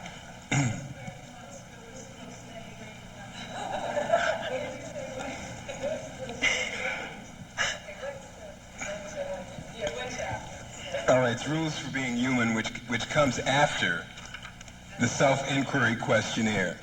It's towards the back. Okay, remember now, the key is to want to change your frequencies to integrate with that you're being faced with. Okay, so that means you got to control the thoughts so you don't raise resistance. Good. Okay, while everybody's getting in place, let me just run through quickly something that I didn't think that I'd have time to do, but I want to do it because change has come up before I get to the rules of human. Dr. Jewel, in explaining her experience with healing herself from cancer, when she recognized that she had a disease which was a manifestation of her consciousness and life reality at that particular time, there are 7 steps to change. And when she realized what her options were in the medical profession, and she saw the track record of those that she had served, she then had a decision to make to seek an alternative, which she sought. What our current status, belief system, attitudes are collectively, in terms of what we believe, is called your form. Form. That's where you are now. Then in the process of change, and it's important that I felt it was important that we understand this so that when we're out there on our own and we feel some things going on and we may not have someone immediately to turn to, even though there are going to be some support, weekly support sessions that will be set up. Sister Daya has a support session. Yours truly will have one where you can come weekly. Know this, because you and the Creator can get it done by yourself. Form. So when your form, your belief system at that particular time is challenged by some event, some person, some experience that comes in and just upsets everything, and everybody's been there, right? Just upsets everything that you previously believed about the relationship, about yourself, about life. Now, after that challenge comes, the third stage, and I'm being very quick with this, but you'll understand it, is the resistance. What do? Nah, that can't be true. No, I gotta hold on. We gotta, so that we just, we're gonna, like the sisters in the dance, we're just gonna, all right? That's resistance, all right? And we resist. But if it's something that the universe is trying to give us, and something that we've called upon maybe subconsciously, is the universe gonna let us go? Is it gonna let us off the hook? So resist we will. We can make ourselves sick until we get sick of being sick. And then we say, well, maybe I need to let this go and consider that this may not be so bad. Which leads to the fourth stage, which is awakening, which is kind of nice. Oh, wow. New vistas, new possibilities. Wow. And then there's a thirst and a desire for that new idea. All right? And after the awakening stage, which is still